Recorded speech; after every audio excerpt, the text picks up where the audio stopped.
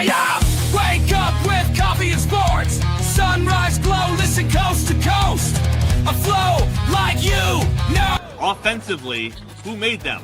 Oh, Patrick Mahomes. Sideline to sideline with plays to show. This network's got the spark.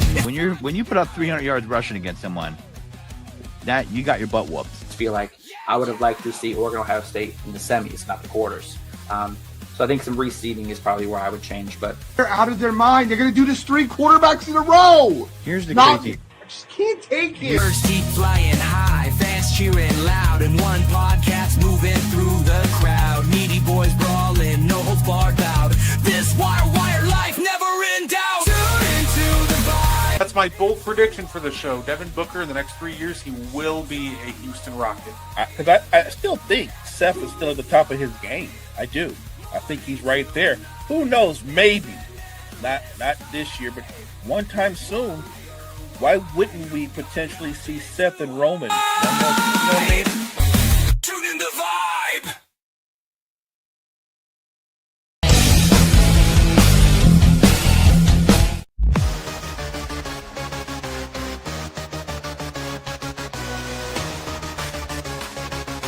Party Reds, good centers.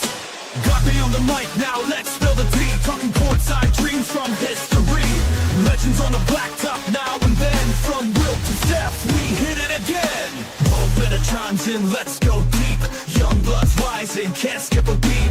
Puppy prospects with fire in their eyes. Draft night suckers and hoop dream highs. Wire to wire, bring the heat. Broadcast magic, can't be beat. Do better, or go better, or who cares? Trendsetters. Hey, what's poppin', y'all? It is my boy, or it is Guard E3, and welcome to a And One Podcast Watch Along. But what do we have here? A special guest? Of course, he is Mr. Celtic himself, Kyle Edwards. How you doing, Kyle? What's good? Look, it's NBA playoff time. I'm here for it. I'm ready for it. I feel like the playoffs have been, except for a couple of games, I feel like it's been off to a good start. So I'm looking to see what this game turns into today. Welcome in, John. I appreciate you for tuning in. I said on the morning show on Friday, my biggest concern about the 8-1 matchup between Memphis and OKC was versatility. I thought that the Thunder were just way too versatile and that this could easily be a 4-game sweep because they can just play the bigs of the Grizzlies right off the floor. And I think it turned out to be even more than that. The Thunder just came out and overwhelmed them, and they were just the more physical and just versatile team, and they just came out and sent a message in game 1. Yeah, I agree. Like it's a bad matchup because I know John's talking about Edey. It's not a good matchup for Edey with bigs that the Thunder have, and Memphis's issues are deeper than Edey. Like Edey has a lot he needs to develop: hands, footwork, aggression. But he's a rookie. You got vets on that team who didn't show up today. And I'm looking at Jaren Jackson. He has to do more. No, I completely agree with that. I think them as a whole need to be better. We knew in order for them to actually pull off an upset, they would need to be perfect. Like they need to play a perfect brand of basketball. They cannot make any mistakes. And just the complete opposite happened. Like you can't beat the Thunder turning the ball over at even slightly above average rate. But when you have 22 turnovers, which, by the way, against the Warriors in the play, and they had 20, you're going to get rocked every time. The Thunder are too athletic, and they're just too good in transition to give them easy, fast break buckets. Yep. Yeah, I got Clippers in 7. Yeah, I think I have Clippers in 7 as well. definitely tell they are missing Steven Adams. Yeah, Steven Adams is fun. He has been so huge for the Thunder for the Rockets this year. Like he only plays 15 minutes a game for them, but when he's on the court, like they're one of the greatest offensive rebounding teams in NBA history. Like it is absurd the impact that Steven Adams has on that team. So here we go. We got Paulo, we got Franz. I think the key for the Celtics to avoid getting upset here, I'll see if Kyle agrees with me. I think this one's really simple. Don't fall into the Magic's trap. You know exactly they're going to try to bait you into isolating. They're going to bait you into stagnating. And you got to get this defense moving side to side. They have a lot of very versatile wing defenders, so you don't want to sit there trying to ISO them. Yeah. No, I agree with that. Like the Magic are gonna try to play defensively, get out, run, and look, if they get perimeter shots going, the more the better. I want to see like how what they do with Porzingis, how they match up with him, because he's a guy. Because look, Porzingis is a guy that can go off 30 if you're not paying attention. I think what they just did on that first possession is actually a very good indicator as to what they're doing. Is Paula, tough bait, okay. As to what they're doing. They switched the guard onto him initially, but as he was rolling to the basket, one of the forwards just kind of peeled off of their man, and they did a little switch. So I think Porzingis is going to have some matchups against some smaller forwards. He's just got to be ready to turn and shoot. Yeah. And Wendell Carter on the boards is going to be a thing to watch for the Magic. Because the Celtics dominate the boards, then, they're not going to have any chance at all. Outside of just cold shooting from Boston. Yeah, I love the Orlando Magic, but can they get good take by Franz. Mm-hmm. Can they get some like consistent half court offense? I think that's their key. That's their key to winning. Like the Magic have a great defense. The problem is they just go through stretches where they forget like part of basketball is like scoring. Mm-hmm.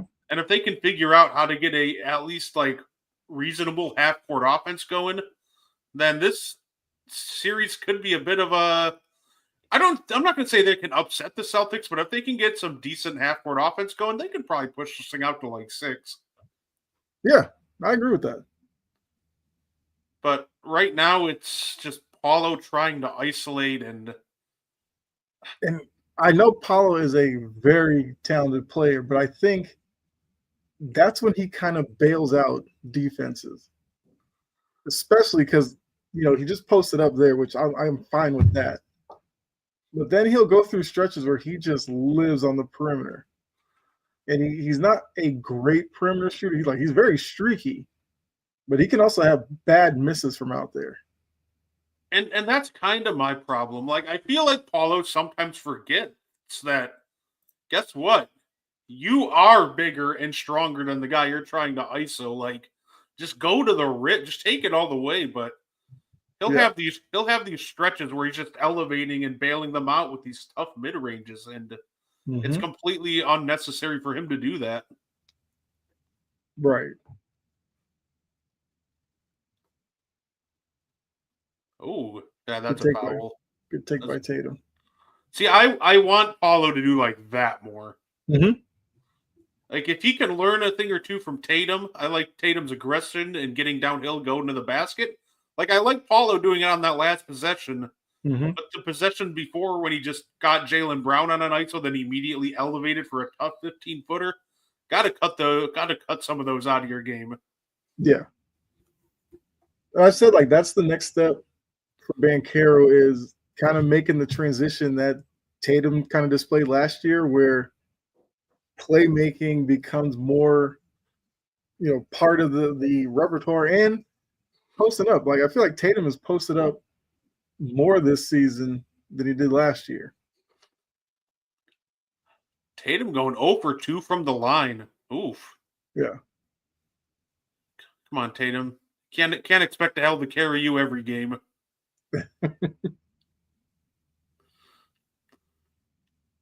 Now, I'm excited to see. One thing I always love about Boston is it's funny. I think what makes teams like Boston so dangerous and like teams like OKC, people talk about like how deep they are, and I think that's accurate. Oh dear God, what is this? If KCP step back is like the best option, like you won on defense. So like right now, yeah, the Magic are cold from the outside, and they're not going to win many games if that's what's going to happen. Yeah, and I think depth is big for the teams like the Celtics and and for the Thunder, but I think even bigger than that is just they're not only deep, they're just so versatile. Like no matter what the Magic do, the Celtics have a lineup that they can answer with. So that's going to be interesting to see how they navigate these different lineups from Boston. And that's where Porzingis is valuable right there. Banchero tried to go to the rim. Porzingis met him at the top. And you see, I like that though. I don't care that you got blocked. Do it again. Yes. Yeah. Like, don't get discouraged. Keep getting downhill. Keep attacking that rim. Because guess what? Eventually, you're gonna get Porzingis on a couple fouls. If you can get Porzingis out of this game, that's huge. Mm-hmm. Although, don't sleep on my guy Luke Cornett. Yeah. Luke Cornett has actually developed a lot this season. He's improved a ton. Yeah. That's scary because now that's like three. There's like three bigs that the Celtics can throw out with different skill sets. Mm-hmm.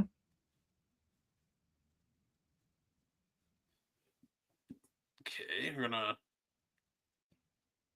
Yeah, Cornett went the opposite way. Cornett used to shoot threes, and now he doesn't anymore. I'm just thinking it's too bad that it's good hit by Banchero. It's too bad that Jalen Suggs is injured. Mm-hmm. I like that. They're trying to post up Corey Joseph. Corey's gonna fight, but he's also giving up a lot of size down low. Right. Oh boy. Corner three. Oh, he missed. Yeah. That was a good closeout by Wagner. I think this is a good call too. If Banchero wants to bring the ball up, pressure him. Mm-hmm. His handle isn't the tightest, and if you get someone like Drew up in him, Wagner's handle's really loose too. Yeah, like if any time those two are bringing the ball up, I'm pressuring them 94 feet. Mm-hmm. Yeah, the Magic cannot be turning the ball over like that if they wanna stay in this game. Like it's a close game now, but more dumb turnovers like that, just loose balls, it's not going to be pretty.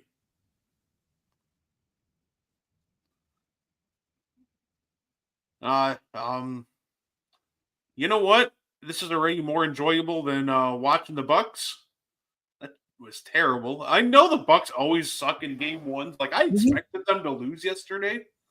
Like there's a reason if I'm ever predicting the Bucks, you'll never hear me say Bucks and 4. Like they don't sweep teams because we have to come out just and be absolutely miserable in game one. Mm-hmm. But like nothing could prepare me for Kyle Kuzma just going like full Tony Snell and putting up 22 minutes of just straight up nothing. Yeah. Like I'm putting up the same stats as Kyle Kuzma right now, but the problem is I'm not getting paid, $24 million to do it. Yeah. Yeah, Kuzma, look, if you want to talk about guys who are going to have pressure going into a game too, Kuzma's up there and a few others, but everybody said because for Bucks fans, they're in the back of their mind, they're like, Middleton, we won with Middleton. The team decided you over Middleton this year. So now that we're in the playoffs, you can't just disappear. Oh, yeah, no. When we made this trade, this was my concern, right? And because that's what I mentioned. That's why I was so mad because I was like, well, great, but now when things break down in the half court, what are we really doing? Yep. And the Pacers were smart. They just made it a half court game. And listen, they knew they couldn't neutralize Giannis. Giannis was clearly the best player on the floor yesterday. Mm-hmm. But the Pacers won because they had the second through eighth best player on the floor yesterday. Yep. They won with depth, and it was overwhelming. And a big part of that is Kuz. Well, I know people are bringing up Torian Prince, but to be fair, he's on a vet min contract, and I don't exactly expect that much from Torian Prince. But Kuzma, you're paying you a good chunk. Obviously, we brought you over in the Middleton trade from the deadline. We need Kuzma to be a lot better. Either that, or honestly, straight up DMP him. I'd play Pat Connaughton over Kuzma if he's gonna continue to do cardio to start game 2. Mm-hmm. Yeah. Say only one of them has a 43-10-5 game this year, and it ain't Kuzma. Right. But I think you made a good point. Giannis will probably be the best player in the series. The gap then between Giannis and your next best player can't be 4 or 5 Pacers players. And that's where, Dame coming back, and it might not be fair to Dame to kind of thrust that on him after the treatment and everything he's gone through, but he kind of is going to have to do that because at this point, I can't trust Kuzma to all of a sudden flip some switch and become a more effective player. I feel so bad for Dame too because poor guy's gonna get come back after all that, and he's immediately gonna have to face Andrew Nembhard, who's just a fantastic perimeter defender. I'm a big Andrew Nembhard fan, and I was so mad at the game plan yesterday to start the game because it was clear what they were doing. They were just leaving Nembhard. Nembhard. And my problem with that is in the regular season, it might work, but Nembhard is almost a definition at this point of a 16-game player. Every postseason, Andrew Nembhard, is really good at basketball. He jumps from, good to just really good. Mm-hmm. And he's doing it consistently enough that, I think teams have to take notice, hey, if we're game planning against the Pacers, I can't just leave this guy wide open. That was a good take by Jaylen Brown. Absolutely. I thought he was going to get a finish call. too. With the left hand. People love to talk about it. He uses left. Can confirm he actually might have a left hand. I think oddly enough, the knee injury has almost slowed him down just a bit. And I feel that's helped his handle. I feel at times when his handle was a little loose was because he was going too fast and trying to do too much with the ball. But if you see him on the court today, he's playing just a bit slower. No, absolutely. And see, that's what I don't want to see from the Celtics. Early in the shot clock, ISO, try to step it back over a good contest. You got time, run some sets, run some plays, run some screen and rolls, try to force some mismatches. And if you're the Magic, don't do that. What hustle? What? Oh my goodness. Was that Cole Anthony with the hustle? But then you give up a second chance 3 to Derek White, which Derek White doesn't miss many second chance 3s. No. Oh, that was Anthony Black. But that was fantastic hustle. But yeah, great hustle too by the Celtics, just getting back before the Magic could recover and getting that open White 3.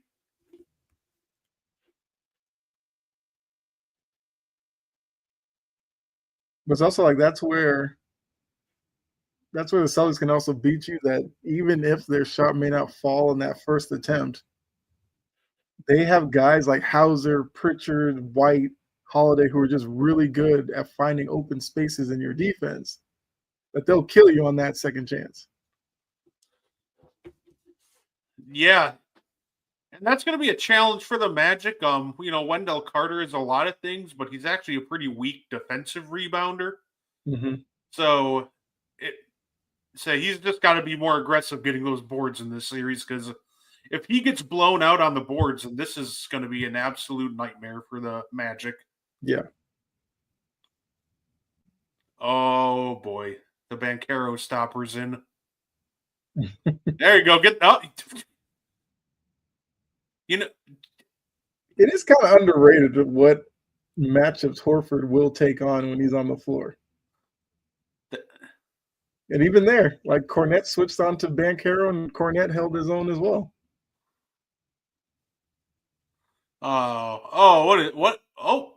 what is? I don't even know what's happening anymore.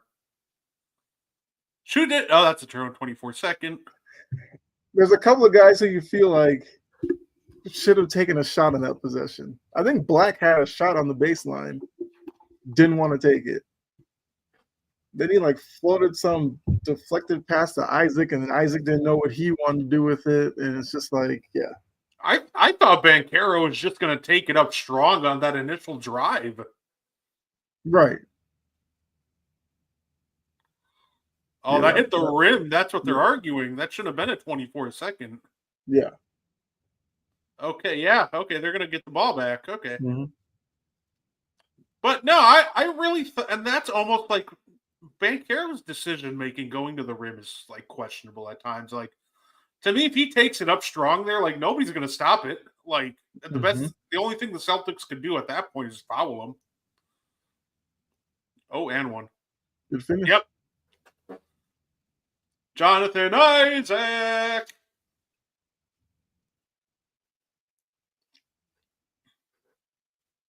Oh, like Isaac's been a guy that the Magic have needed for years, but unfortunately, there's just been injuries that have really hurt him.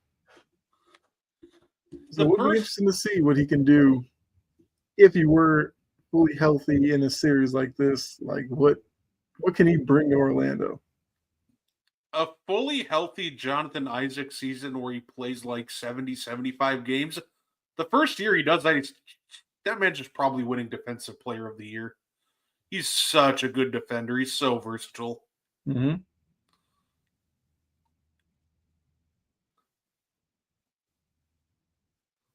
I think that's Magic Ball. Or is that Celtics Ball? Oh, it's Celtics? Okay. Yeah, Celtics Ball. Okay. I think Hauser just like underestimated how long Jonathan Isaac was there because it seemed like he went up and almost like rushed it. Then he's like, "Oh wait, like, oh, I don't want to get blocked." Right. Good take by Tatum. Good job. But even there, like Cornette has gotten used to when he sees Brown or Tatum run to the rim, he'll follow them, and he'll get put back dunks and all that doing that. Okay, yeah, good take by Banchero. Once again, I mean Cornette played good defense for a big. That was just a good shot. It's funny putting Cornette onto what the okay playoff Al. I was like, what is Al doing? Never mind. Never doubt him again. Good hit, Al. Nope, he got him. Good. Good take by Black. Just didn't finish.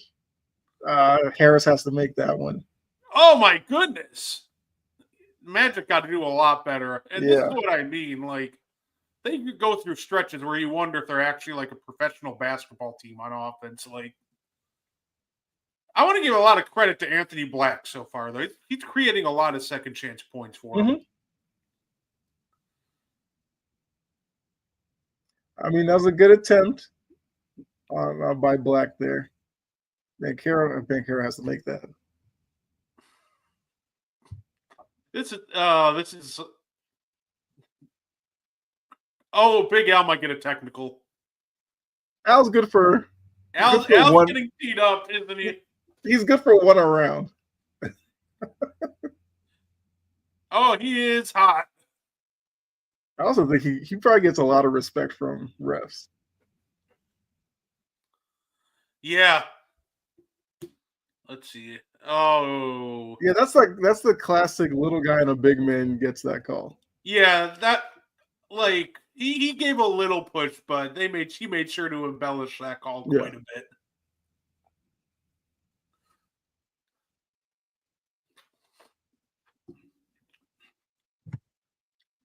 It's funny because we've seen it's seen it again. This it's almost playing out kind of what we thought, right? Like I think the Celtics. This game is still kind of close because the Celtics continuously keep taking the bait of playing iso ball and settling for quite a few long jumpers. But when the Celtics lock in, move the ball, and they're aggressively getting to the rim, like the Magic, like that's when they're getting their best offense. And the Magic just look like they haven't played pickup basketball in like a month and a half with their offense half the time. Right. No, listen, I would love for an elite point guard that can score in the half court to come to Orlando because I truly think that makes them unstoppable. Yeah, I agree with that. Maybe not unstoppable, but it would make them really good. I remember when first, well, before we knew he was available, but talking about possible Luka trades, I kept like, man, let's get Luka to Orlando. That might be fun. I see what you're saying. Like, if you brought in a playmaking point guard, you feel like you'd be taking something off of Banchero's shoulder. Because Banchero right now thinks he has to do that for Orlando. I think his playmaking, like you said, his decision making at times is questionable. And that's something that he can develop with more experience. But if they had a guard right now that could ease him into that, then yeah, Orlando would be better off for that.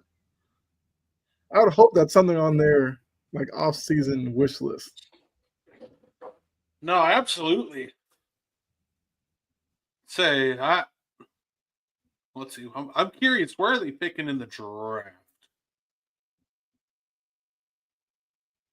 Let's see. Let's go to my favorite site, Tankathon, and see Orlando. Okay, so like 16. I still love the fact, by the way, that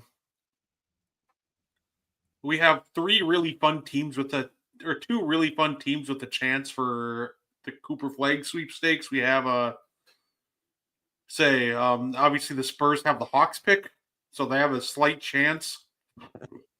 And my favorite idea is the Rockets having the Suns pick. Yeah. So they have a top 10 pick coming. They have a not a great chance, but they have a pretty decent chance of getting to the one overall pick. They almost have a 4% chance. Yeah. How much do I bet? How much do I bet if they get that like number 1 or even the number 2 pick, then Devin Booker goes from untouchable to available real quick. Hey, Houston, we got Devin Booker if you want him. Right. I don't think it would take the bait, but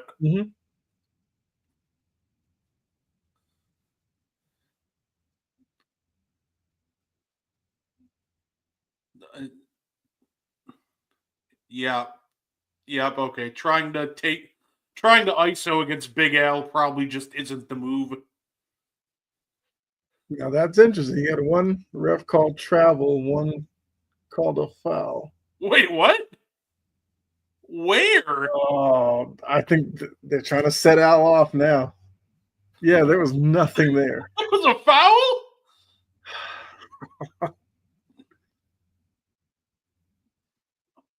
Good hands by Cornette. I was going to say ball don't lie, but the Magic came back up with it. Ah, poor Franz right there. Just gave him a grenade. Here you go.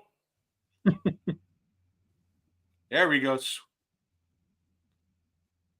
Oh, Pritchard's in. There we go. That's a oh.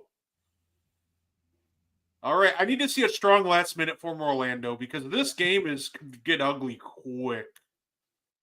Cornette's got good action in the paint.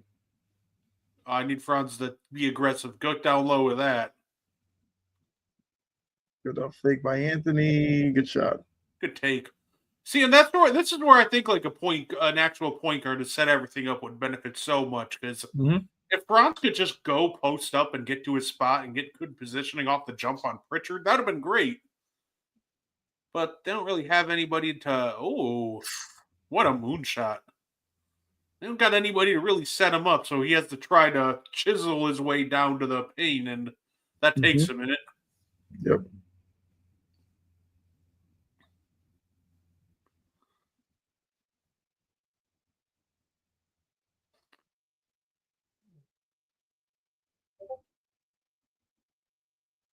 Gotta go, Franz. I mean, that's not it again. Yeah. You have a smaller guy on you, Franz. Try to get downhill, collapse the defense, and either kick it to a shooter or take it up. Like the Orlando Magic are just hilariously confident in their abilities to hit step back threes, even though they should have like zero confidence in their ability to hit step backs. That was good defense by Al again. Al's been clamping everybody up.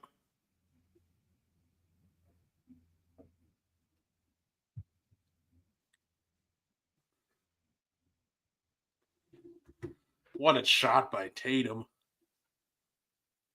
Yeah, Jonathan Isaac is just so fucking long for his size. Like, he's absurd. Mm-hmm.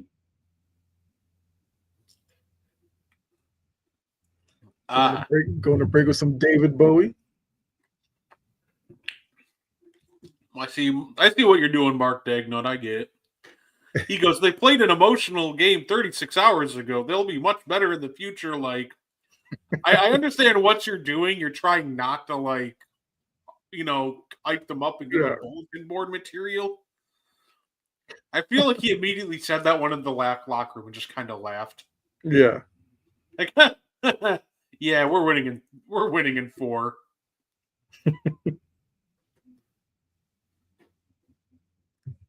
Yeah, I'm excited. Listen, I know obviously later tonight we're going to be doing a WrestleMania watch along. It's going to be fantastic. Mm-hmm. And I hope you all watching, you joined us for WrestleMania. That would be great. Of course, too, though, I don't really care about Heat Cavaliers tonight. That game should be over by like tip off. Yeah. Like the Heat, like watching them on TV, it's just frustrating. They run. I mean, look, it works for them at times. They're running that same dribble handoff at the top with Bam, with Hero or Robinson running off of him. But against like good teams, it's like they can defend that pretty easily. Yeah, and it's they made it this far. Congratulations, but I just don't see how they beat the. I just don't see how they beat the Cavs. Or let me put it this: I don't even see how they make this a competitive series. Like, unless they shoot like 80% on like contested threes and just threes in general. Like, if they do that, they might lose by 10. Like, they don't have an answer for anything Cleveland does. It feels like Right. Bam's a great player, but he's also too small to guard the too big lineup. Also, with Bam out there, they can really run multiple bigs out there, and it's just a nightmare. And if I'm the Miami Heat, I would obviously, they'll try to win the game, but I would make sure to get some of these younger players into these games early. Mm-hmm. Like, to me, this is a perfect time to develop. Like, okay, well, we're down, so let's see what, Khalil Ware, let's get him some playoff experience and just... Right. Might as well play for next season. No, absolutely. Give him that experience, and then may hit the ground running next year, and you get a few more wins, and maybe you're in a better position than playing. Maybe. And of course, then maybe you can get the idea of like who's stocked up for the playoffs and maybe who's not. Mm-hmm. Now, people's first playoffs, obviously, they're gonna normally they'll just struggle a little more because some nerves, but also sometimes you'll get that diamond in the rough that just rises to the occasion, and you can kind of see what you got going forward. I know he's not a diamond in the rough, but like last year, like the Orlando Magic had their first taste of playoff experience, and every single Magic shooter struggled except Paulo Banchero rose to the occasion. So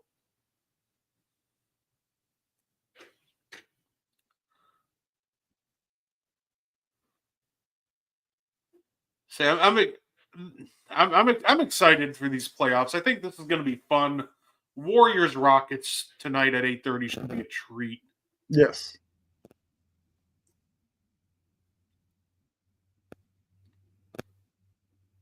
Ooh, okay. For a second there, I thought Brown might have touched that on the way out. Yeah, he's looking for a foul there. Well,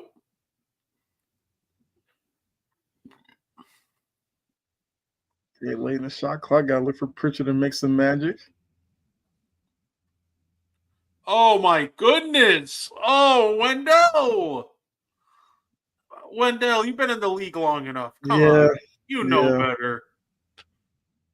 Pritchard just baited him, and yeah. Once he went airborne, he was probably like, "Oh no." He got him off balance, and then he tried to recover by jumping, but he should absolutely know better by this point. Yeah, try to time up the shot with the shot clock. Let's say, are they going to give him what are they reviewing? Yeah, I'm assuming to see if it was a 3 or not. Oh, are they? Oh, wait. Oh, they're trying to review if the foul occurred before the shot clock.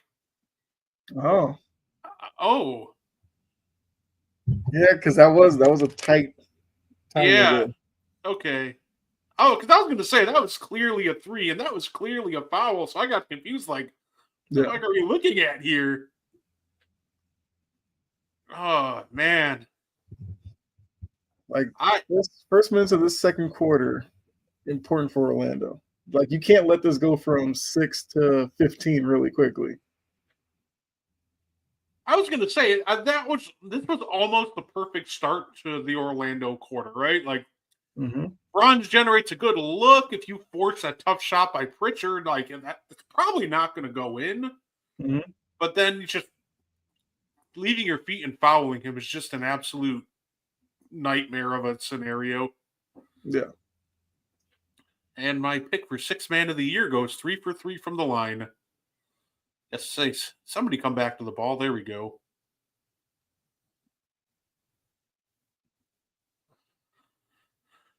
Yeah, Magic opening the quarter with no Banchero on the floor. Yeah, that man's long. I wouldn't do that. Oh my. No. These are the moments where the Celtics like really extend leads on you, because Pritchard is a very confident player, and he's shown he can fill it up. So when they get in transition, if you don't run out to that man, he's gonna kill you from 3. Yeah, no. I also think that you got to get Banchero back into this game. Yeah. That's the thing Banchero's got to be ready for too. I don't think he can rest that much this series. Like he's got to be ready to go like a full 40 plus minutes a game if they want to have a chance. Because now we just saw it, right? Like he left the court and the offense, which is already like not necessarily great with him on it, just craters to like absolutely unplayable with him off of it. Yeah. What they keep doing is like these guards are getting into the lane and then trying to pass from the paint. But the Celtics are really good defensively, so they're getting their hands in passing lanes, getting deflections, which is allowing them to then go back the other way. I'll say, Kyle, were you able to on a and one last night? Did you on Thursday? I went through my awards, my pick for the different awards. Were you able to hear that? Yeah. Oh man, yeah. I love. Yeah, no. If anybody doesn't know, my sixth man of the year pick is Peyton Pritchard. I think that I think he's showing it now. Like he's been so valuable for this Boston team to just come off the bench and just be that offensive spark plug. And not only that, he's a competitor defensively. Yes. And Say- I think part of the maturation with Tatum and Brown was to allow some of these guys who can play. It's fine if you stay out the way and let them cook. And they trust Pritchard, they trust Hauser. Obviously they trust, Horford and guys like that. But I think for young guys like Pritchard and Hauser, it's got to be confidence building to know that if you're open in the corner, Tatum and Brown are going to pass it to you, and they're going to expect you to hit the shot. Like they're not two guys who will force up a tough shot when they know a guy's open. And I feel like that's what's helped not only take some pressure off Tatum and Brown, but it's helped Hauser and Pritchard by knowing their role, knowing that they're going to get opportunities to score, so they can shoot with confidence and know that even if they miss, Tatum and Brown won't stop passing to them. Like they'll get the next opportunity. No, absolutely. And that's something that we see like a problem with some of these like star and like veteran players is a lack of confidence in their teammates. And I think that's just something that makes Boston work so beautifully. You can tell when a team truly does believe in each other. And a team like, Boston, you can tell 1 through 12, they just absolutely believe in each other. They don't force a ton of bad shots. They're playing, they're moving and passing, and it's just great. It's beautiful basketball to watch. Yep.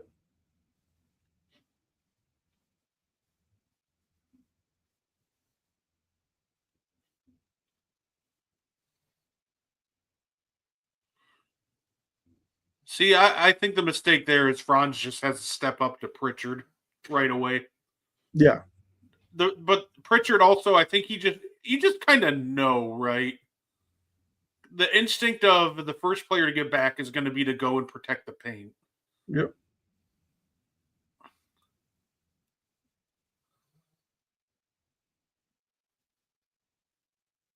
Look, until Wagner starts hitting some of these threes, what Derek White and whoever's guarding is going to do is stand in the lane to make sure the Magic don't get open rim runs. Okay, that's a good shot by Wagner there.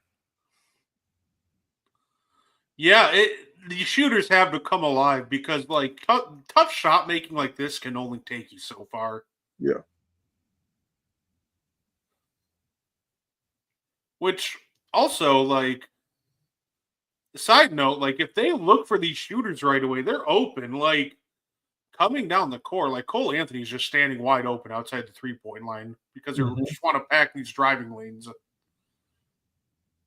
There we go. Now he's not, but like on that last possession, like nobody was on Anthony for that first like minute, but they didn't even look his way.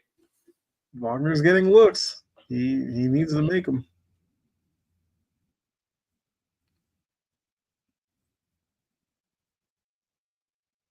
Oh, Porzingis wants it.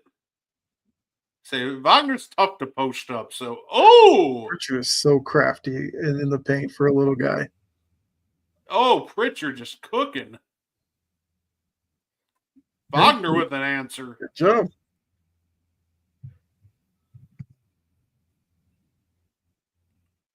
This Orlando team could be so good if they could like learn how to consistently shoot a basketball. Mm-hmm.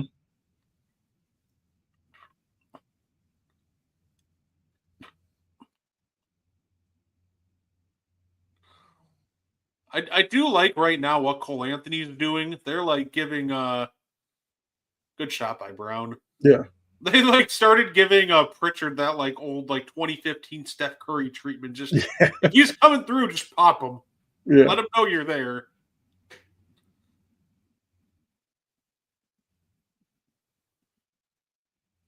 See, Banchero got bailed out there. Yeah. He made that tougher on himself than he needed to. He got too deep. He drove and got all the way under the basket.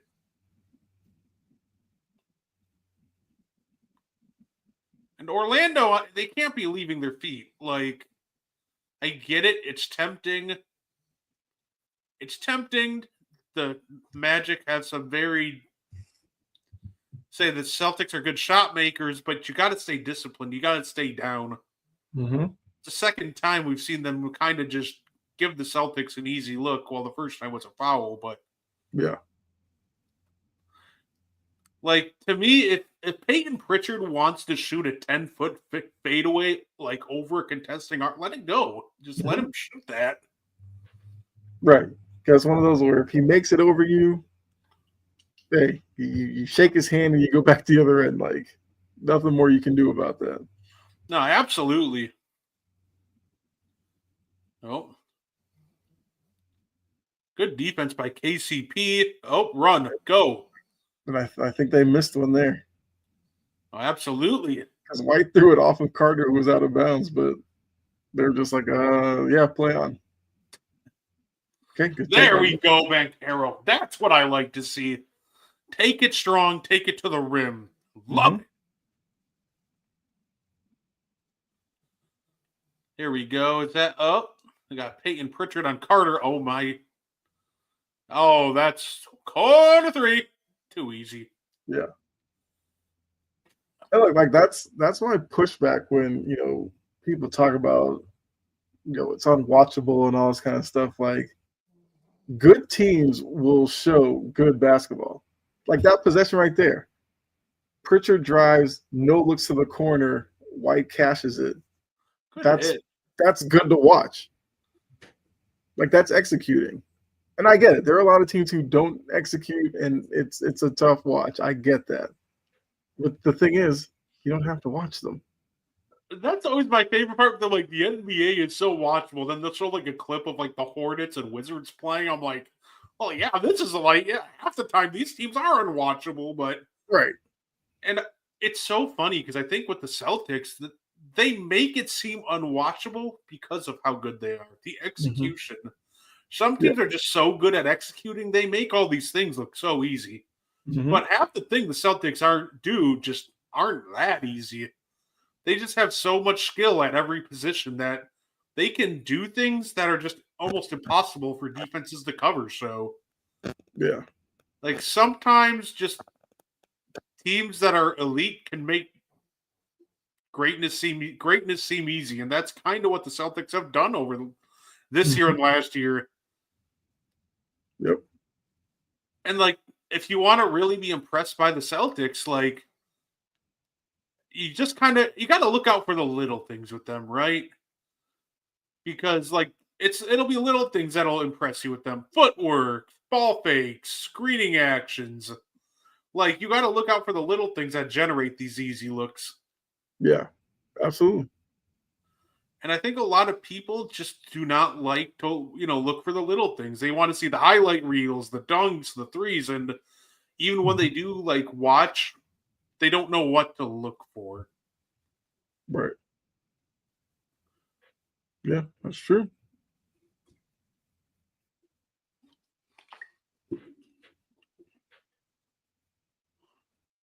So that's why I do enjoy watching the Celtics. Obviously, I got to cheer against them at times, but I do enjoy watching them. I just love watching elite basketball. Right. Yeah. Like when I do like film study on like a bad team, like half the time my palate cleanser is either like Jokic or like watching the Celtics. No, that's true. Like last year, I remember I immediately like had Jokic offensive clips on standby because my plan for the one day was, why are the Pistons so bad? And like after watching enough Pistons basketball from last year, it's just like I need something fun to watch. Right. Give me 10 minutes of the beautiful game Spurs, please. Yeah. Which I mean, I guess, speaking of like the Pistons and stuff like that, like that game yesterday showed the potential of Detroit and where they're lacking. Like I felt so bad for those Pistons players when they had to sit there and go through that 21-0 run. Because I think people will look at that game and go, oh, the Pistons aren't that good. How do you give up a run like that? Before that, the Pistons were playing really well. That just showed their inexperience because they I felt like they were looking to Bickerstaff to kind of bail them out, and Bickerstaff was like, "I'm running low on timeouts. You guys got to kind of figure this out yourself." And they would go down offensively, and they would take some tough shots. They'd have some turnovers, and they're on the road with Madison Square Garden crowds like on them like that. That game got away from them quickly, but shouldn't take away from them actually playing well for most of the game up to that point. That was my problem with that run. It was really just like you're watching that, I'm sitting there like, you remember that one Manning cast clip and Peyton's just going like, Yeah. okay, I would call it timeout. Like that was me like watching that because I had WrestleMania going, but I still have the playoff games on, and I'm just sitting here again. I'm just thinking to myself like, okay, you're at 11-0 run, maybe timeout. Nope, 14-0. We're not calling a timeout. Like, I think Bickerstaff has to like understand that they are just still a lot of young players and on the road in the Garden. Like at the end of the day, like he's got to make sure to have kind of save maybe an extra timeout for the end in case that happens. Because you can't expect a team of first-time playoff performers to just come into the Garden and just figure it out. Like I think that's just an unrealistic expectation. Right, because it's one thing to try to fight through that at home where the crowd's behind you, but in New York, which say what you want about the Knicks, but Madison Square Garden can be intimidating for a young team their first time dealing with that in a playoff setting. Like you got Spike Lee, you got Tracy, you got the stars along the front. The Knicks fans are like they show up during the playoffs. Yeah, absolutely. Like, oh boy, Banchero and Wagner are just carrying this offense hard. Yeah. But yeah, I think it's a learning experience for everybody, and I think Bickerstaff just has with one takeaway for me is just really simple. It's you got to call a timeout. Like if they go on another run, even like maybe even like a 9-0 run. In that situation, you just call a timeout. Yep. Like if it's early in the game and you let them play through it, I think that's more reasonable. But like in clutch time, you just got to be ready to call one in that scenario. Yeah. Yeah, slow down, Corey. Oh, we know you ain't. Come on, Corey Joseph. We know you aren't taking that.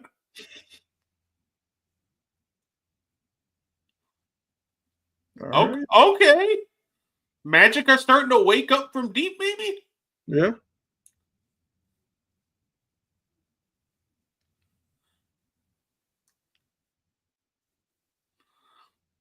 Hey, good. I mean, Good shit Derek by White White. with a good answer there. I will say, the Magic are giving up switches really easily, so the Celtics should have their good take by Bank. That's what I need from you, Banchero. That was great. Derek White's a strong perimeter defender, but you are much stronger and bigger than him. So, right, just bump into him, create some space. I mean, Banchero can't get beat off the dribble by Al there. Good putback by Cornette. Why did I think like for a second that Al was just going to posterize 4 people? Because he's good for one of those every once in a while too. Al's gonna get warmed up for that. Okay. Oh, he is feeling it. Banchero is hot.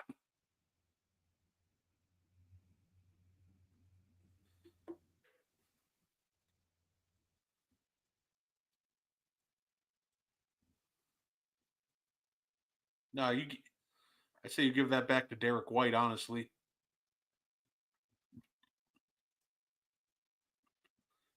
Tough shot doesn't go for Tatum. Yes. Good block by Derek White. I still love the take, but that's just a fantastic play by White. That's going to be out on Tatum. It's White's done that all year too.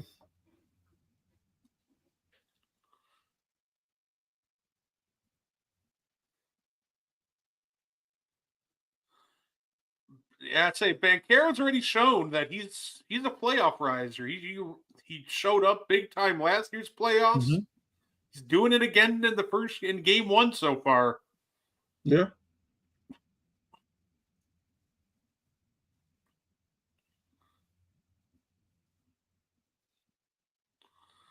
What are you doing? Why do you keep trying to bring Derek White? Oh.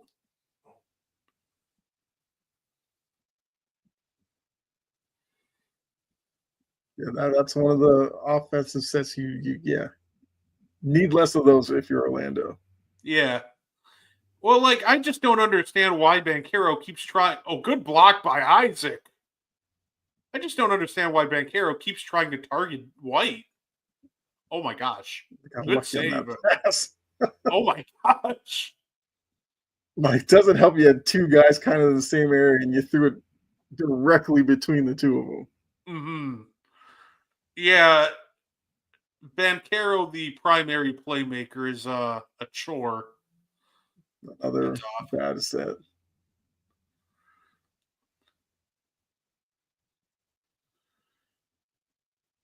Yeah, I like if I'm Banchero, I'm targeting Cornet out of these switches.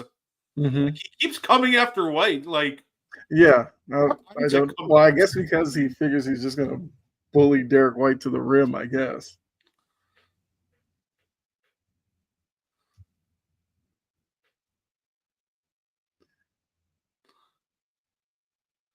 oh, Caldwell. KCP needs this. Good hit. Magic up one. Yeah, the funny part is, like, he sits there and thinks he's. I always think like he's got Derek White on him. He's gonna bully him to the rim, and then he shoots a midi anyway. Like, what? Mm-hmm. What's up, Mo? Brown doesn't look quite right. Say, I know. Say, Yeah, he's still dealing with the knee. He's gonna tough through it, but yeah. say he. That was, oh gosh. Tatum is not happy about that.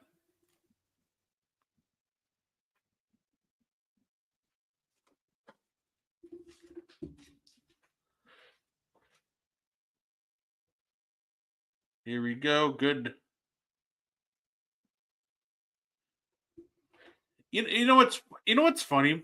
I find it funny when I see people. They'll make lists, right, Kyle? Mhm. It'll be like people with the most pressure on him, and they'll put like Jason Tatum at the top of the list or close to it. And I always think that's so funny. Like, what pressure does Jason Tatum really have on him this postseason? I've heard people saying like he needs to win another one for his legacy, and I'm like, geez, like what are we talking about here? Right? Like if I'm thinking of guys who have pressure, I'm thinking Donovan Mitchell. I'm thinking, I can say SGA. Like SGA is about to be MVP on the best team. People are going to expect them to make it to the finals. That's real pressure. Like if you want to say last year he had pressure, then yeah, because the Celtics had been to that place several years and never broke through, but they broke through last year. That should have ended it all. Good hit by Franz. That's my question. The Magic are shooting really well this quarter. I'm not sure how long it'll last. And yeah, and the Celtics have kind of shown sometimes they will really turn it up second half. They love sleepwalking through first halves to kind of see if they can't just blow you out playing like half speed and then really blow you up. What's going on, Jory? hey, what's up, Jory?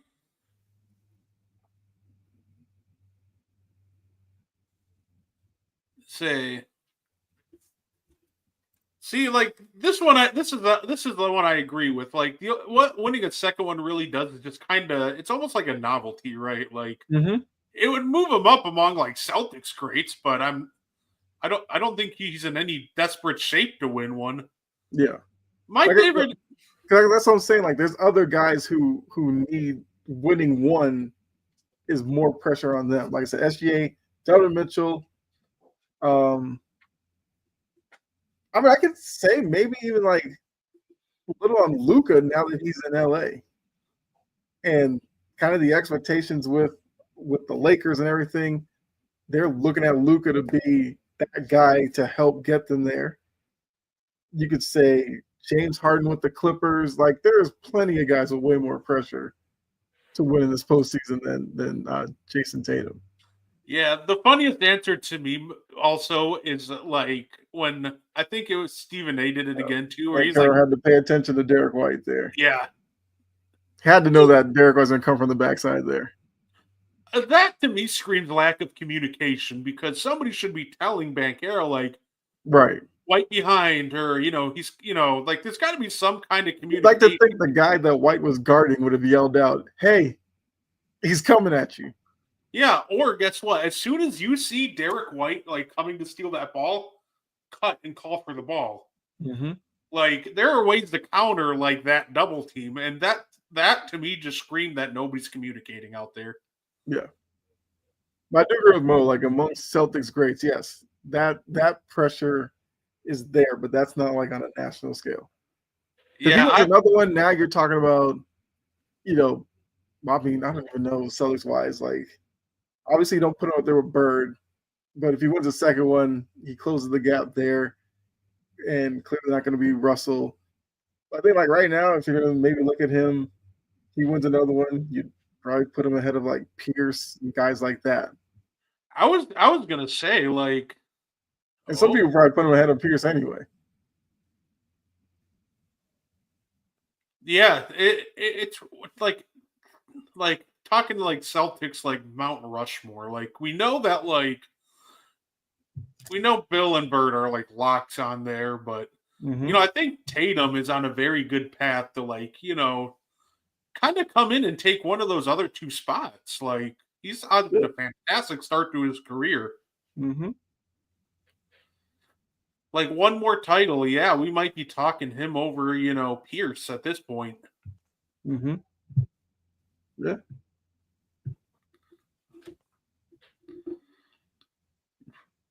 I'd say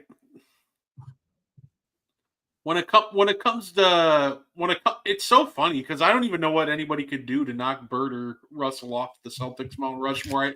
It feels like they're just locked forever. Yeah, Russell is probably untouchable at that point. I think for Bird,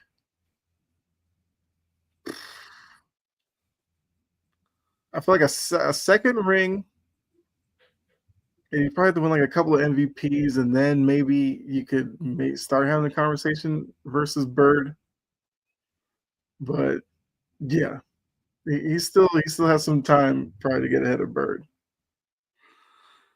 Yeah, to me, if I were going to make I think the Celtics Mount Rushmore, I think the third guy I would throw on there would probably be like Hondo, John Havlicek. And then the fourth to me is where we get fun because I think probably the consensus would be like Mikhail. Yeah. I'm guessing. So that would probably be like, to me, that would be like the company that he'd be chasing, which I think he could for sure pass like Mikhail and Hondo. Granted, that's not an easy feat, but I think he could do it. Yeah. Yeah. That's what I'm like, because I feel like until you get to like a league MVP and like a finals MVP or something like that, he's got to win one of those at least before he can even start thinking about like what does he have to do to get to Bird's level. You know what's funny? I don't know if he ever does, and that's okay. Like, right? Yeah, I think for like the standing of Tatum in the league, like if he never wins an MVP, I don't care. Like if he's constantly like top 5, I feel like that kind of speaks to consistency. Yeah, MVP voting, like it's a lot of times about narrative and all this kind of stuff. That's why like I kind of stopped. Like, okay, winning the MVP is important, but to me, like I just break it off into tiers. Like, were you an MVP caliber player? Yeah. I think if you can consistently play at that level for, multiple years, in the future, like, yeah, why not? Because I feel like the narrative's already been written on Tatum, and that's really going to prevent him, right? Yeah. Like, he's got the stacked team. He's got, Jaylen Brown. He's got the good coach. Like, it almost feels like that he's going to get dinged Mm-hmm. because, he has a super team. He has a good front office. He has the good coach. Mm-hmm. Like once those narratives get written about you, they're like really hard to change. Yeah. Although, oddly enough, you don't really hear Missoula talked about in terms of coaches today that are good coaches. Like if we talk about coach of the year for the past couple of years. Anybody ever bring up Missoula's name? No. So it's kind of weird that way that like Tatum gets knocked for the team that he has, while his coach doesn't really get any love either. I think that the team he has also like stops Missoula from being in those conversations, right? Yeah. It's to me, I remember on an episode of And One, I compared him to like Andy Reid and how Andy Reid never really gets love for Coach of the Year, even though every year he has like one of the, if not the best team in the league. Mm-hmm.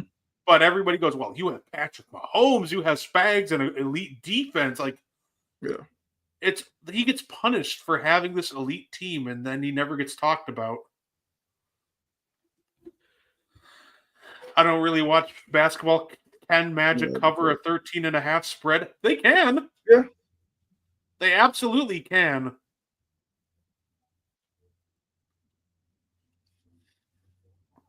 It'll be tough because the Celtics can get hot at a moment's notice and completely flip the game. But like I said this coming into this series, and I'll say it again, like the Magic probably guard the Celtics the toughest in the league. They're up there at least. Like maybe you can argue like OKC can, defend the Celtics better, but yeah. I think that if we started breaking down which teams defend the Celtics the toughest, like you're not going to name a lot of teams in front of the Orlando Magic. And I think a big part of that is their physicality. Mm-hmm.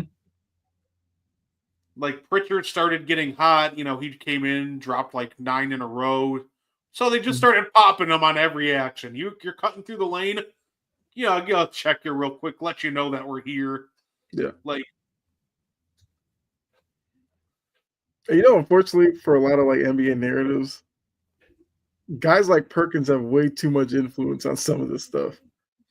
Because I always say, like, you never overreact to game ones, but Perk is the master at overreacting to every little thing. So he'll do that, and then because he is who he is, people listen to him, and they either listen to like clown him or it kind of validates their overreaction. And that's where a lot of these things kind of grow and become what they are. Yeah, and that's something like game one's just like kind of like a feeling out period. Mm-hmm.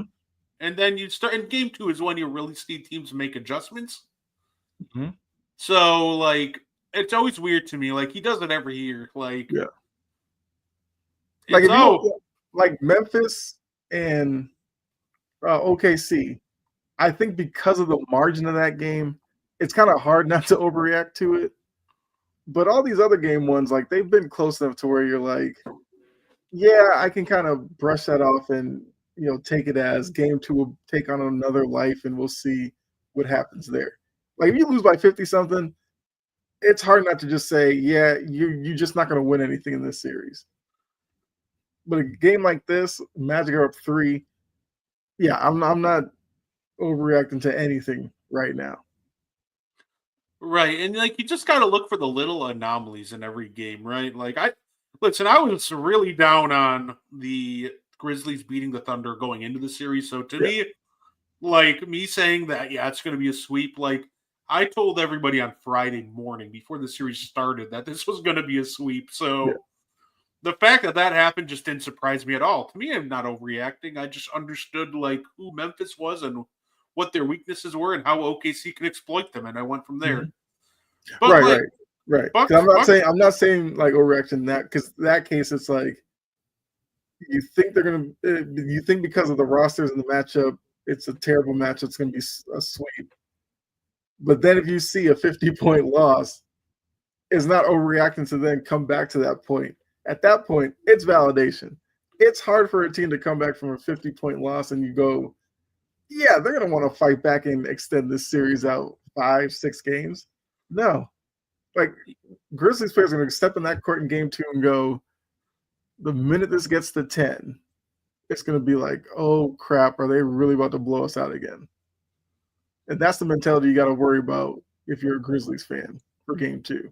Right. Like, and then, like, for example, like taking the Bucks Pacers into for an example, Right. the Bucks are one of the better 3-point shooting teams all year, and this was a team that shot 24% in game 1.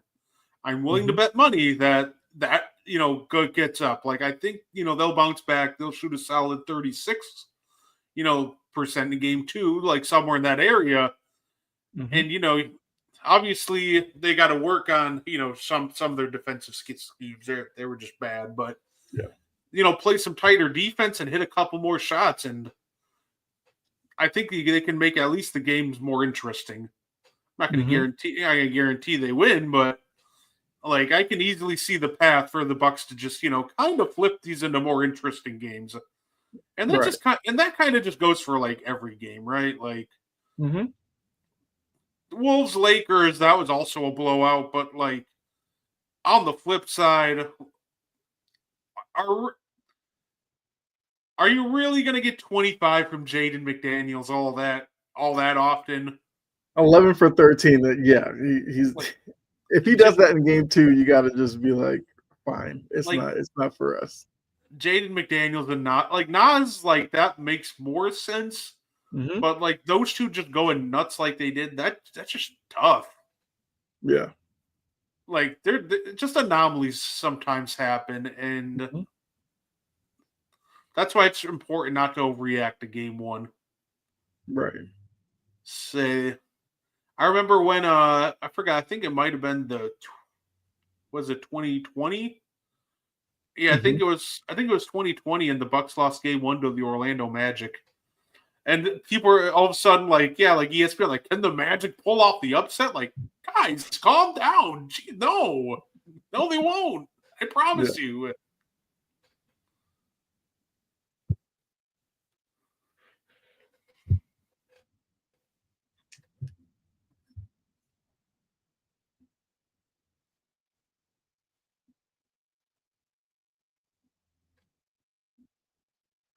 Yeah.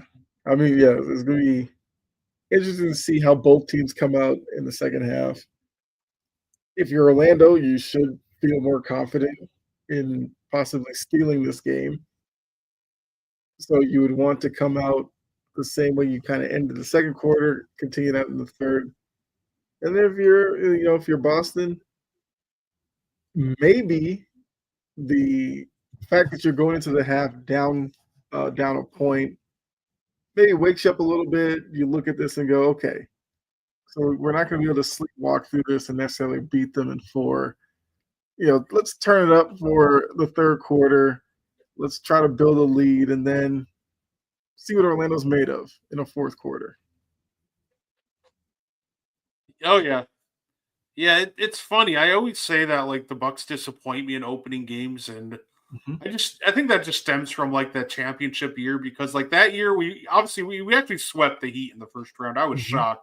But like second round, game 1, loss. Conference finals, game 1, loss. Finals, game 1, loss. Yeah. Hey, 2022, 2023, game 1, loss. Like, and it's funny because we actually we just seem to start off slow, like slower than most teams. So like mentally, I always prepare like game 1. It's going to be a lot of overreactions. We're probably just going to get the brakes beaten off us, and that's okay. I just got to accept it. Yeah. I think last season on the Celtics run, they kept losing game 2s. And like every day after the game 2, like ESPN would be like, oh, what's wrong with this team? Team can't win at home. And it's just like, you look back at it now, it's like pretty foolish to read that much into game 2 losses. Because then they would go right back on the road and win game 3. I think most of them, they won game 4 as well, and then just came back and won game 5. Like, it happens.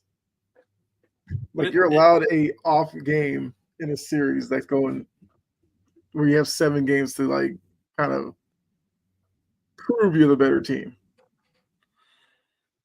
No, absolutely. And like it's always funny because I feel like a lot of the times too in those games, like I said, they don't like read into it. It's like, yeah, I'm sorry that said role player got hot for 25, but like also, there's not really much I can do about that. So because say because I keep thinking back because it was last year's playoffs, and yeah, like you said, it was game 2 because I think it was game 2 where like the Heat just caught everybody off guard and just beat the Celtics, and then ESPN and everybody started overreacting. Like, can they pull it off? Like, no, nothing's gonna happen. I promise you. Mm-hmm.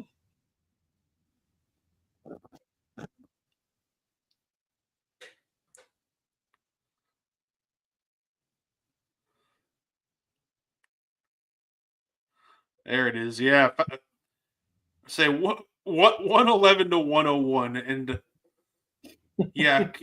Caleb Martin, Bam Adebayo, and Tyler Hero all had to go for over 20 for that to happen.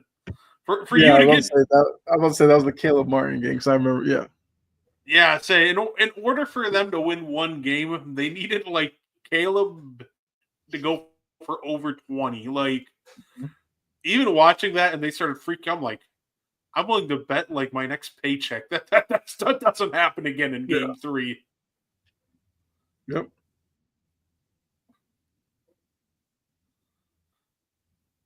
Yeah, elite shot.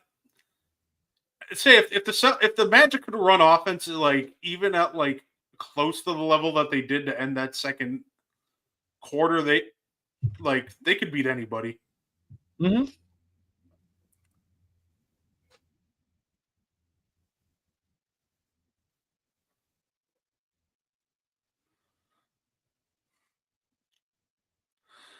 And this is like they're showing the replays, and that's kind of exactly what I mean about mentioned earlier about not falling into the Magic's trap. Like the Magic love physicality; they thrive on it. Yeah. Like Celtics, you got to get the ball moving, get them moving side to side, and look for holes. Okay, Carter. Like, what was the point? Oh, Paula was pissed. That was bouncing in. When big men do that, I always wonder like what's going through their head. Oh, that is like JaVale McGee level Shafton play right there. Oh, good defense. Oh boy. Good move by JB. Yeah. It was a good steal, but unfortunately he lost his balance and nobody was there to. He tried to save it, but it just didn't work out. It's like White might be holding his thumb or wrist. Give it honestly. Oh, Wagner. That was wild. That's like he was expecting it to get blocked, so he's trying to put a little bit more on it to try to fight through the block and get it to go in anyway. If I'm Banchero too, like in this lineup, the Celtics don't have a good guy to isolate. Like that's one of their superpowers. It feels like Carter tees one up. That's no good. Figured. They don't really have a good guy to isolate. But if I had to pick out of this lineup right now, I'm going at Jaylen Brown. Mm-hmm. And it's not because Jaylen Brown's not a good defender. It's because I know I know he has a hurt knee. Yeah. So like, go after the hurt guy. Like. They keep trying to hide him on like KCP, it looks like. So bring KCP up, set a screen, and I mean, KCP had him. He just had to take that 3.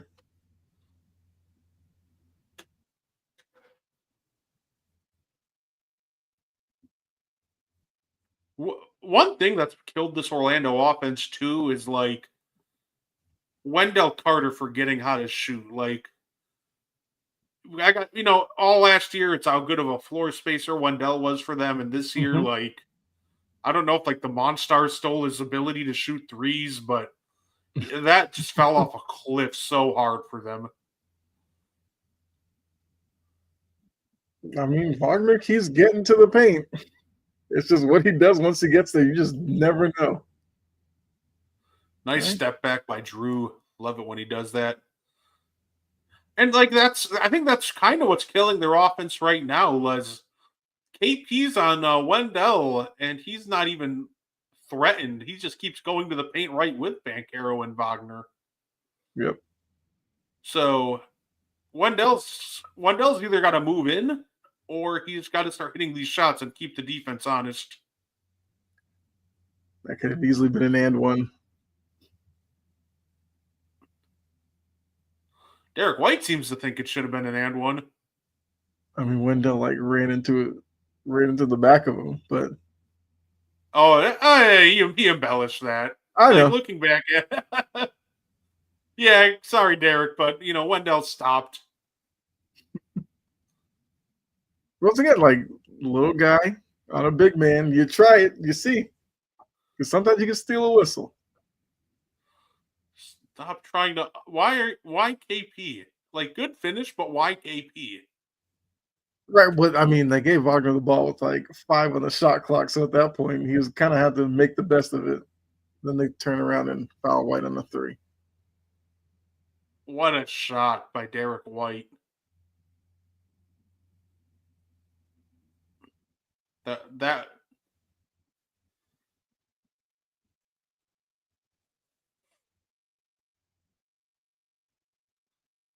was that's the big time shot. Mm-hmm. See, those are the shots that like aren't easy, but elite shooters like Derek White make look easy. Yeah. Like hitting a shot with a defender like Corey Joseph right in your eye. Like I know Joseph's a smaller defender, but he still got a hand up right in his face, and he just elevated and hit it anyway. Mm-hmm. The TD Garden is such a beautiful building. I love my experience in the TD Garden. Mm-hmm. I'll definitely want to hit some more arenas this summer. Oh, okay. Like what arenas would be on your list? So I'm trying to hit some close ones this year because I don't really have like big adventure funds right now, but Yeah. like on my list, for example, obviously I'm thinking about I've never been to a Chicago Bears game at Soldier Field, so Okay. I want to do that. I want to go to an Indiana Fever game. Okay. And then of course I'm also debating about going to a Minnesota Timberwolves game as well. Trying to good take by Tatum.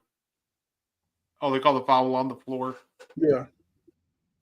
Yeah, they're starting to like hunt Joseph on defense. Yeah, absolutely. It's the right move. Yeah. I think they know it. I think they're just trying to get Corey out of there now. Yep.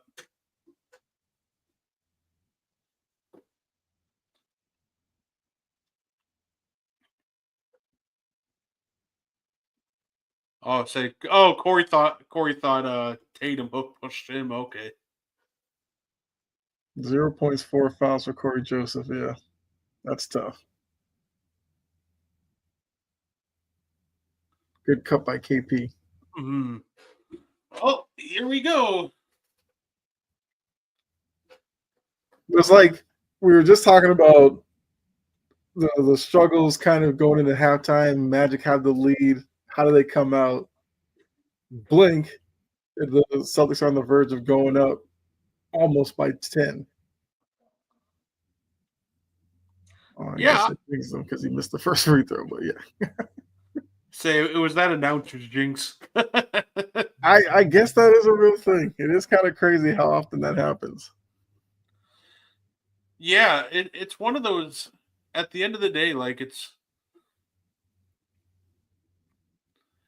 Yeah, I just think the Orlando's picking on the wrong matchups right now. Like Jaylen Brown has a hurt knee, but I haven't seen them target him once. They're like allowing him to be hidden. Yeah. I mean, I give Jaylen Brown credit. Like he's been game for it. It's just you can just see he's going just a slightly slower speed. No, absolutely. And I think the also benefit that they have to think about too is like, oh, is Derek White about to, oh, that would have been huge. Mm-hmm. And I think the thing too about going at Jaylen Brown over and over again is eventually you're gonna wear him down. And they need to stop having Wagner bring the ball up. I haven't liked his handle all day. 10-point game and a timeout. Oh. If you're Orlando, you feel like you've been playing pretty well, and you find yourselves down 10. It's just too many unforced errors. That dribble right there, he wasn't even going behind his back or anything. He just lost it. And right there, like, I get you want to get in and protect the paint, but who are you protecting the paint from? Right. Like, you have to get out to the shooter. I get the instinct, get in there, protect the paint, but like Celtics, you just got to get out there to the shooter and hope that the defense just comes in behind you and picks up a man. Right. Right. You run them off the three and hope somebody else is running back with you to stop them at the rim. Right. Like they're making mistakes on offense and it's compounding them on defense, especially on the break. Yep.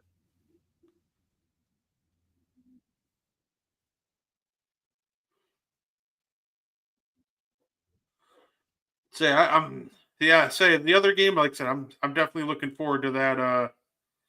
Looking forward to Rockets Warriors. That's gonna be so much fun. Yeah. Like you have two things that work there. Warriors with the veterans, and then you got the Rockets with the young guys. What wins out? Say like that feels like the true main event. Like listen, Cavs and Heat, it's like you're watching an old episode of like 90s WCW and Goldberg's getting in there with the jobber. Like, yeah, Cavs are obviously Goldberg in that scenario. But like the Warriors and Rockets just feel like a true main event of the evening. Mm-hmm. Like, like Cavs Heat would be, Grizzlies and Thunder turned into a game that probably was on in the background for a lot of people. You come in, you check this one out, see how competitive it will be. It's probably kept a lot of people interested.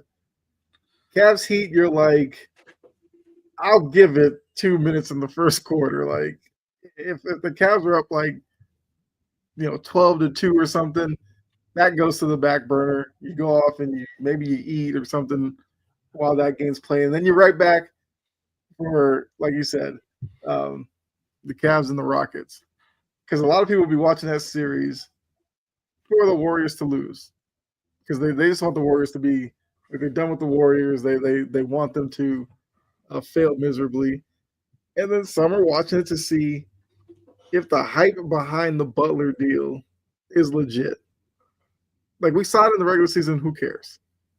Now we want to see what Butler's impact is in the postseason. Because we know what Curry's going to give you. You know what Draymond's going to give you, even though I feel like Draymond and Dillon Brooks might be must-see TV. There won't be a moment when those two are on the floor that they're not talking. They probably even be guarding each other, and they'll still talk across the floor at each other. Yeah, they're like those two kids in class that are just jawing even though they're across the room from each other. Yeah. Yeah, it's one of those things. If Draymond wins, I think its impact is if Draymond wins the DPOY, like he better cut Butler a nice check, because I think I don't think Draymond's defense got any better or worse over the last month. Mm-hmm. Like, I think he's always been elite. Yeah. But I think what makes the defense look a lot better has been the addition of Jimmy Butler, just allowing the Warriors to be more versatile with Draymond and what he does. So I don't think that Draymond's DPOY case necessarily got better or worse, or I don't think it should have. Mm-hmm. I just think the getting Butler allowed you to change the schematics of what you're able to do around him. Right. Wagner draws the fouls there. Yeah, no, the Grizzlies and Thunder, it's like a 12-point game after the first quarter, and you're like, okay, this might be somewhat competitive. And then they just got the brakes blown off them in the second and third, and you're just like, okay, maybe not. Yeah. Like, getting out. And I think with that one, because of who John Morant is, like, you'll tune in the game too just to see how does he react. No, absolutely. There's Wagner again, decision making. I don't. You got up in the air and made that tougher than it needed to be. I don't even necessarily think that's all on Wagner, though. I just don't think. Yeah, the entry pass from Banchero was terrible. Like, I just don't think you throw that. Like, Drew is smaller, but he's just so bulky that he's really, really tough to post up. Yeah. Like, genuinely, I would probably posting up Brown or even like Tatum before I'm trying Drew Holiday. Well, maybe not Tatum, but run, go. And somebody's out of the shoe. It was Porzingis.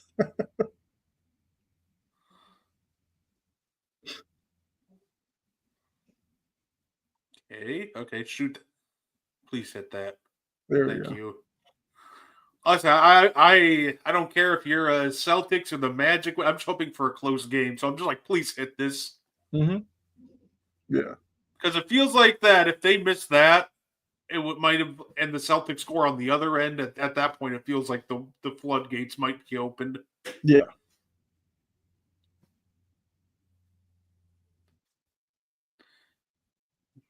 Yeah, it's funny. I'm like, what? Like game 2, I'm trying to think of the adjustments that the Grizzlies could possibly make, but I just don't know. It doesn't feel like there's anything that they can really do all that. Right. Like, you just need guys to play better. Jaren Jackson look, I'm looking at that game. It's like late in the third, which it's probably criminal to still be watching that late in the third when it was way out of hand. Jaren Jackson had like 1 rebound.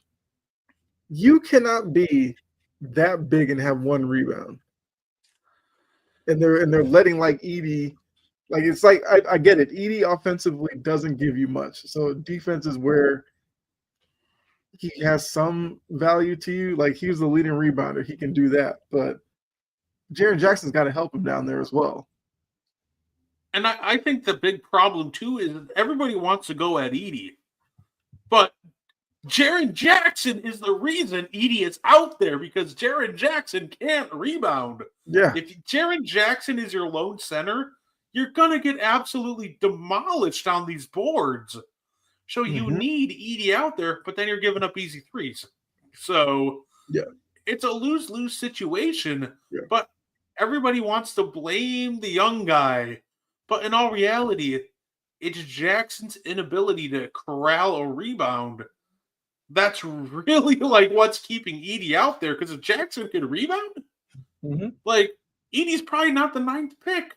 But the reality is they needed somebody that can grab rebounds. So it came down to to me, it was either Klingon or Edey for that 9th pick. And obviously Klingon went to the Blazers at 7. So like to me, Edey was the right pick, but we knew he was matchup dependent and limited. Yes. And that's the problem. Yeah, Thunder's not a team that Edey is going to play well against. Like, if you were Memphis, you might have hoped for maybe Houston. Like, maybe you throw Edey at Sengun, but even then, Sengun is very athletic, so I don't know if that would have worked. But that's going to be the interesting with Memphis going forward is, like, unless Edey all of a sudden becomes like Olajuwon with great footwork, which – I don't know if Olajuwon still does that little camp he does. If he does, Edey's got to be first in line for that. Like, go down, let Olajuwon show you something. Maybe you come back a little bit better. But it's just hard looking around the West and going, yeah, that's a matchup where you can throw Edey out there for like 30 minutes and be like, yeah, do your thing. I don't know what team in the West he would necessarily work going up against. I think the only team, like, there's only a few teams I can almost, there's only a few teams, but the problem is, like, there's not that many teams with like that traditional of a big, right? Like Right. you could probably throw him out against like the Rockets and he'd be fine Because because Steven Adams and Sengun nor Steven Adams are really stretching the floor. right. But you know what the scary part about is too, like we can like go for the Grizzlies have to tighten up and whatnot. Mhm. The scary part is SGA did not have a good offensive game. Right. They got a down SGA offensive game and lost by 51. Yeah. Yeah. And I think that's where like Jory's comment about if they go down 0-2, they're gonna quit. It's like, yeah. Because SGA didn't play well, you lost by 50, and you're in the back of your mind, you're like, if SGA starts out game 2 and is hot, you gotta be thinking like, oh no.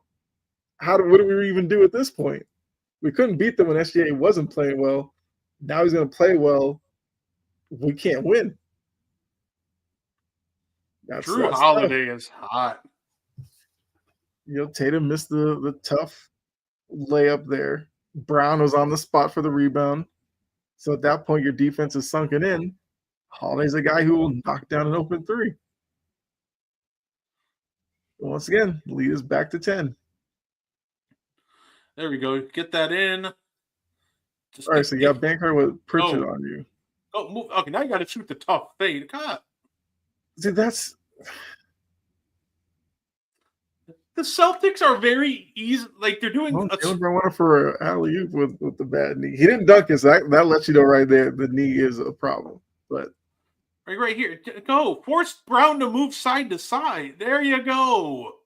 Thank you.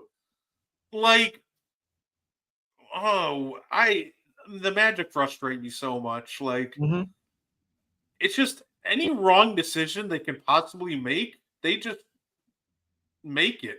Like, willingly. Good putback by Tatum.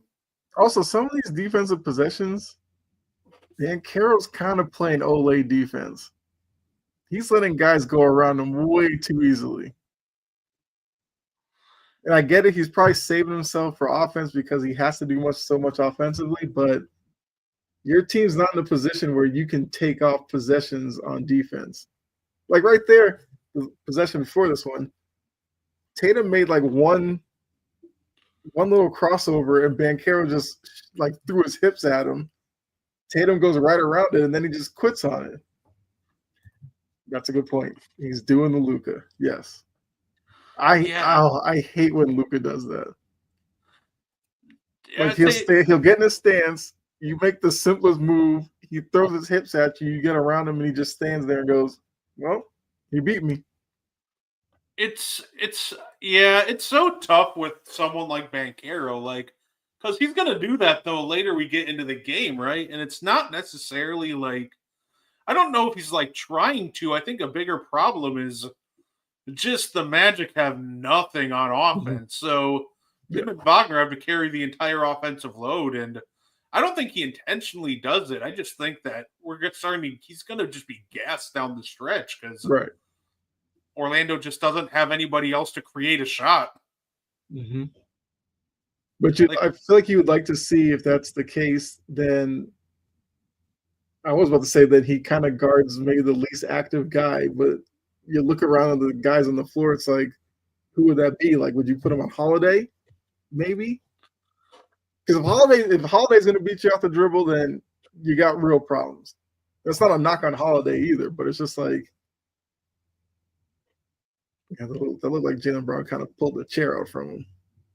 Yeah, like even like his moves, like even that spin move, for example, like it doesn't seem like there's a lot of oomph as compared to like even the second quarter. Mm-hmm. So I think he's just running out of gas at this point. Yeah. And I think that's going to be the biggest problem for the. Oh. Yeah, you feel like this is the point now where this game's about to get out of hand. Well, now we got a 15-point game. Yeah. Yeah, I feel for Banchero right now. I feel for and like Wagner. And I think that's just got to be what the Magic focus on this offseason. Like, you have to bring in somebody else that can even somewhat like create their own look. Mm-hmm. They have to consolidate. They have some guys like between Black, Cole Anthony, guys like that. You kind of have to pick one of them and ship the other one out. Either that, or you just kind of have to adjust your offensive scheme to being less like isocentric and try to take some of that load off Paulo. But it's weird. Like I just don't. The Hawks, yeah. There's plenty of teams that are better than watching the Hawks. Can you imagine seeing this Hawks versus Boston? I was so happy when that did not happen. Actually, yes, because we've had to watch that like 3 years in a row. Jeez. It felt like every year it's like, all right, it's Hawks versus Boston. Great. And a lot of that is because like you watch TNT and for some reason, like the Hawks are Shaq's team. Like he loves doing that, what he thinks is a Hawks sound when he talks about the Hawks, and it's like, buddy, you're invested in a team that's like 9th best in the East at best. They're not going to win anything. Why are you such a fan? Yeah, it's and like this year, for example, I'm glad that wasn't the matchup either, because this would have been a blow. This would have been a blowout by like the halfway through the first quarter. Yeah, like the Hawks, unfortunately for them, like, oh Jesus, what the? Yeah, Cole Anthony. Yeah, like unfortunately, he had a good playing game. Hasn't done anything today. But then again, that was the Hawks that they played against. So yeah, it's crazy to think the Magic won that division, and the Magic are 41-41 and dealt with injuries all year.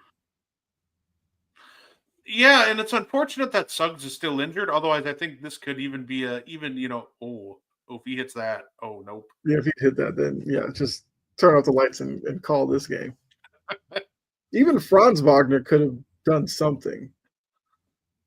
Because Franz Wagner, at least, like he has a kind of dirty streak to him, where he can cheap shot guys. He can kind of play that game like that.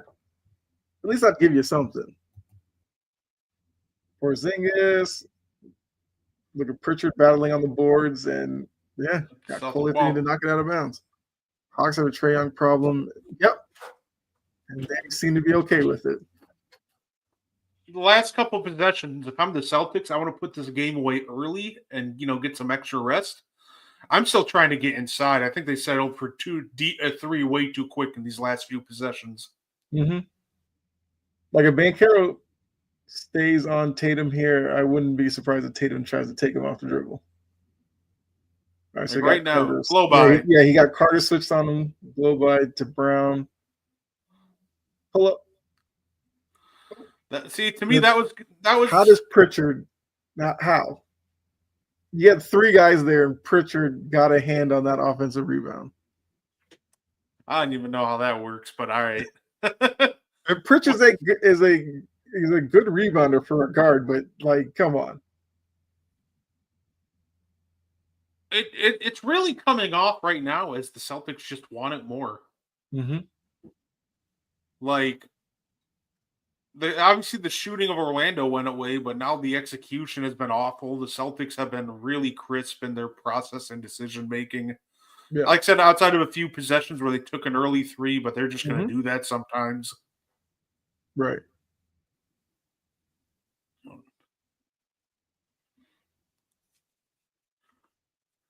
See, I want more of that. Like, I think the problem too with Orlando is they just go into these ISO sets way too early. Like, yeah, you can get a Banchero contested pull up like with 4 seconds on the clock. Like, have him set a screen, or him and Franz, like, set screens or something first, and then if that doesn't work, then you can dump it in for an ISO. But yeah, Banchero's getting loose with his dribble now. They call a foul, or is that out of bounds? Yeah, he threw it off of Pritchard. I think Pritchard was on the baseline. Oh, okay. It was the play that happened in the first half that they didn't call when Orlando did it. Yeah. Oh, yeah. He's way. Oh, yeah. Yeah. I mean, look, if you're Orlando, you're down 15. And Tatum's only got 10 points, but Tatum does have 11 rebounds, which I'll tell people, like, Tatum's rebounding is an underrated part of his game. But Porzingis only has 5. Holiday's got 9. Hauser hasn't scored. Horford only has 3. And yeah, you're teetering on getting blown out. Looking at Orlando, Banchero's got 26. Wagner has 17. It's a very inefficient 17, but he has 17. Carter hasn't scored. Joseph hasn't scored. Gary Harris hasn't scored off the bench. Isaac's got 4. Like, yeah, they need to. They gotta get something out of Carter. Otherwise, he's just wasting minutes on the floor. That's something I've been saying all year about them. You got to get something out of them. Yeah. The problem with, like, I think they just, this summer, if they have a chance, they probably just have to move off them and try to upgrade there. Like, the idea of Carter is better than the actual, like, Wendell Carter at this point. Oh, that's a bomb. Oof. But, like, the problem is, like we talked about earlier, 3-point shooting, except he's been a terrible 3-point shooter this year. And he's already one of, like, not a good defensive rebounder. He's also just not that good of a rim protector. Like, he has to bring some value on the court. Right. Like, at this point, people still try to go, like, well, he's a floor spacer. And I'm just like, yeah, that's big if it's true, but it's just. Carter finally scored. There you go. That's a good question. What did happen to Gary Harris? Because he was in Denver, and it seemed like he was like a top bench guy, and it's been downhill since he left. What happened? Jokic didn't get traded to Orlando is the problem. Sure. I wish I was kidding, but that just feels like the answer. Like, when you play with Jokic, he gets you such open looks, and he can hit you on just so many. He just creates so many problems that you're going to get the most open looks in your life. I kind of liken Jokic to a comment that Larry Bird made about LeBron James, a young LeBron, back in like 2007, when he said, be careful trading with the Cavs because LeBron makes those guys look a lot better than they actually are. And I think Jokic has the same effect. Yeah. Like, I don't think Gary Harris was ever like anything all that special. I just think that Jokic just caused so much attention and problems and knew how to set him up that it made him look a lot better than he really is. And the other guy he did that for is Will Barton. Oh, yeah. Will Barton. Yeah. There was absolutely nothing like thrilling about when he went to Washington. Oh, is that a foul? No. It was a dangerous pass. Calvin Booth special. They should have kept him. Yeah. But yeah, that's the part that kind of gets me. Like, that's the thing. I think players that come from Denver, they get like this higher expectation because, he looks so good in Denver. Well, playing with Jokic, yeah, of course you're going to look good in Denver. Yeah. That's like Heat players too. Heat culture elevated a lot of these guys. Sorry, Jory, Gabe Vincent, like Martin, Caleb Martin, Strus,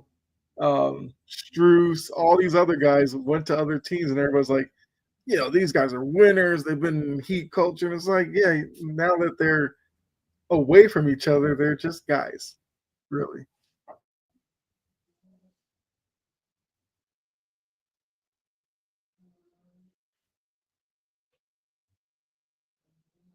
Gabe Vincent can go back.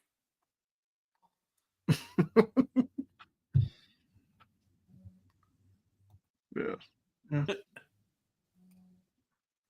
Look, at least Vincent's played. There's a name I completely forgot. Kendrick Nunn. Kendrick Nunn was way overrated because he played in Miami. He went to the Lakers. He was there for 2 years, played maybe 2 games. Like, he's the greatest disappearing act I've ever seen. Yeah, that was pretty wild. Yeah. Well, Kendrick Nunn just came over and proceeded to do absolutely nothing. Right.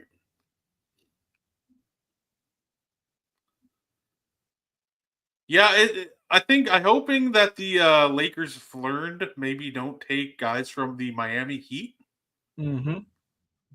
but I guess we'll see. They I'm sorry, Jory. look what you've done, Kyle. I know. I am sorry.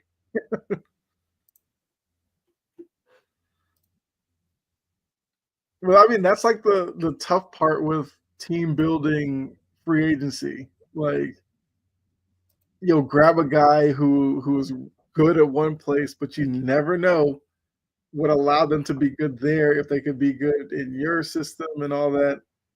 Like, it's such a crapshoot.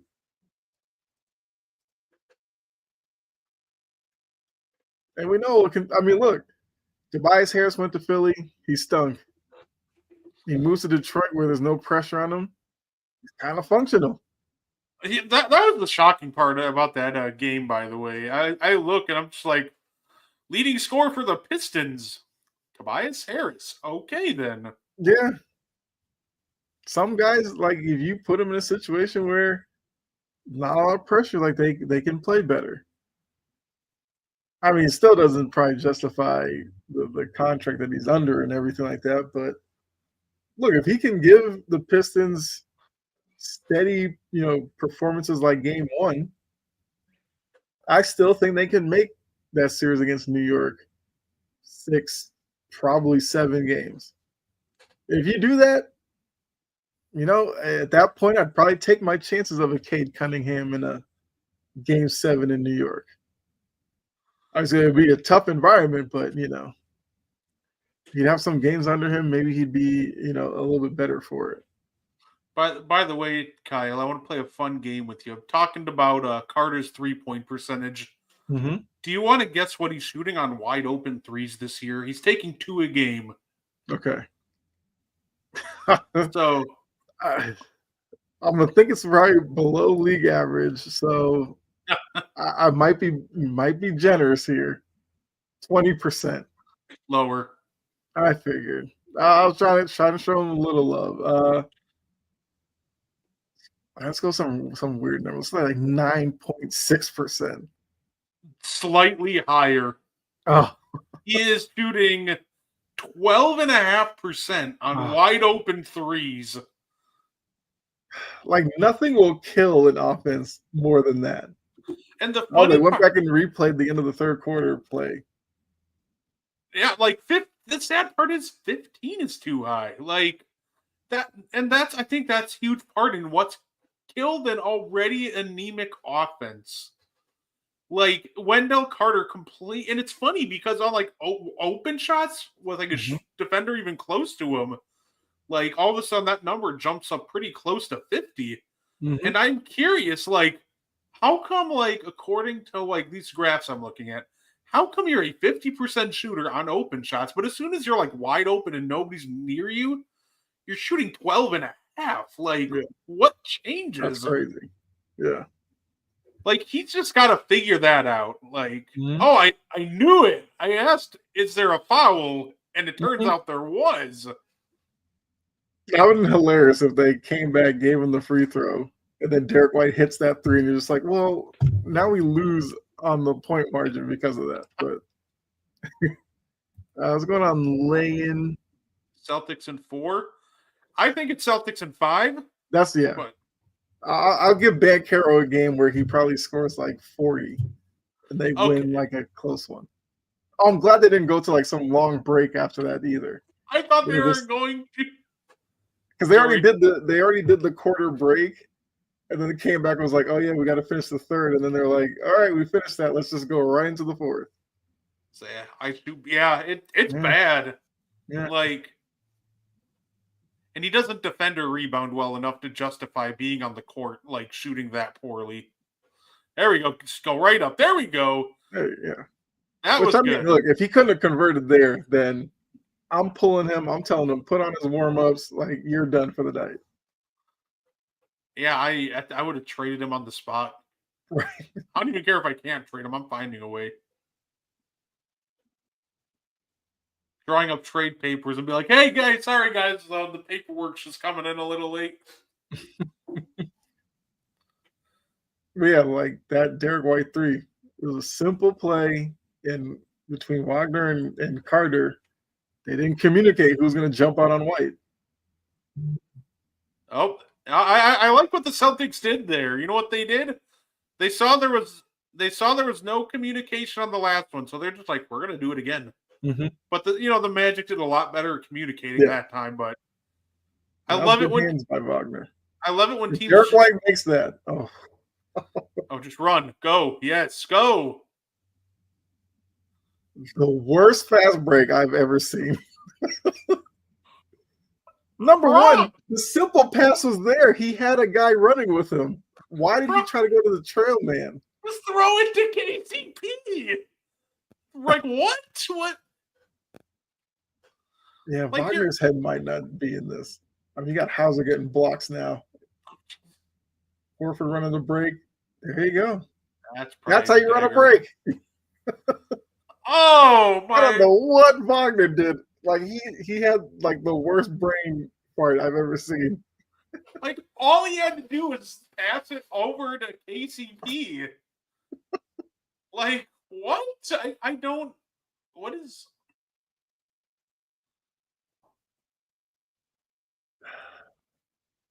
Yeah, but I didn't show the replay of the fast break because that was terrible. I respect Sam Hauser, but he looks like those like AI generated players when you sim your franchise like 15 years into the future. It's exactly what he looks like. Yeah. Yeah, it's the Magic. The funny part is, like, I feel like the Magic, I think they've shown they can be competitive. Mm-hmm. But the problem is they need to be almost perfect if they want to win, like offensive execution wise. Mm-hmm. And it starts with Banchero and Wagner. And I think Banchero execution wise, like outside of maybe one or two errant passes, has actually been really good this game. Mm-hmm. But Wagner's decision making has just been mind blowing. Yeah. Like he's had a lot of good, but like also like I'm thinking back to that unforced like turnover when Drew was guarding him where he just lost it. Then that fast break would have been huge, get yourself a couple points, but no, instead you give the Celtics time to recover and they end up with 3 the other way. So right. Yeah, he's playing at times where he's going too fast, and then there's other times where you feel like he's overthinking situations. Because now he's probably remembering the mistakes from the first half, and he's like, I don't want to keep making mistakes. But it's like you just have to just play. One, you're the lower seed here. If you lose in a blaze of glory and you get swept, nobody's gonna care. Because they probably expected it. But the least you can do is tighten up your ball handling, make good decisions. Like, I mean, we're killing him for that fast break. Like the overthinking should have been taken away from him. It's a 2-on-1. You can see the guy running with you. Make a simple bounce pass, throw a little lob to him, and just go back the other end. Instead, I think he wanted to take it himself, but then got too deep and realized, oh crap, I got the defender right here. Let me lay it off to the guy trailing the play. That was a bad pass. And then you turn around and give up a 3 on the other end. Yeah, like at that point you hit the cutter, and then if like White or I think it was White that was back overcommits to the cutter, then let the cutter hit the trailer. Like he just made that way too easy. Mm-hmm. So at worst he could have thrown up a little floater, and I'd have been like, fine. Right. Even like a pump fake, you probably get White in the air. Like the only thing you couldn't do is make a predictable pass to the trailer. Mm-hmm. And that's exactly what he proceeded to do. Yeah. Oh, goodness. And I think if anybody has like something on the line a little bit, it probably is Franz Wagner. Mm-hmm. Because what do people remember last year with Franz Wagner? 1 of 15 in a closeout game. Yep. he's might get that rep of a playoff dropper this year if he struggles again. Mm-hmm. So I think he's done, good this game, but I think that reputation-wise, there is something on the line here for Wagner. Yeah.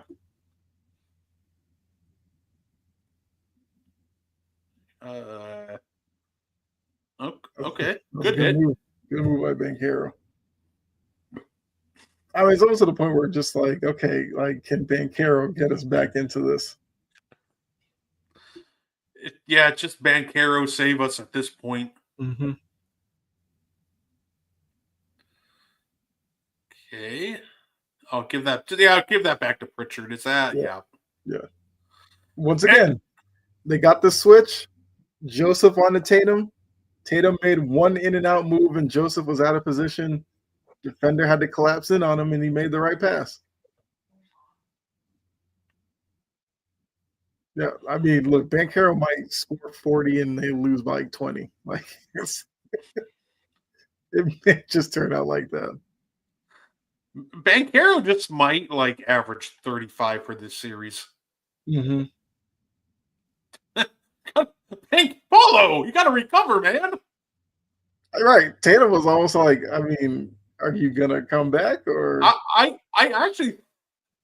Oh, Franz. Jesus.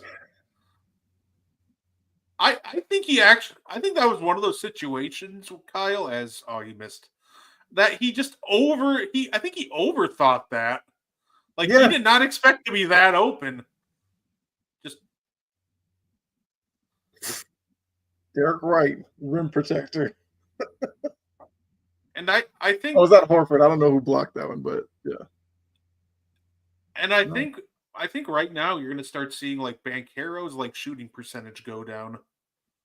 Yeah, that's going to be an unfortunate thing because he'll probably have 35 and it'll look like 13 for 30, and you'll be like, oh, he was inefficient. It's it's become out of necessity at this point. Right.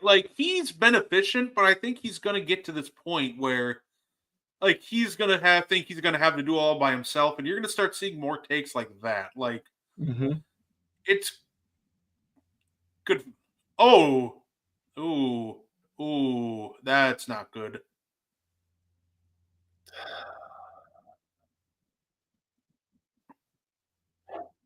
Ooh, worst case scenario for the Celtics. Is that his wrist? Yeah. Missoula looks like he wants to punch somebody.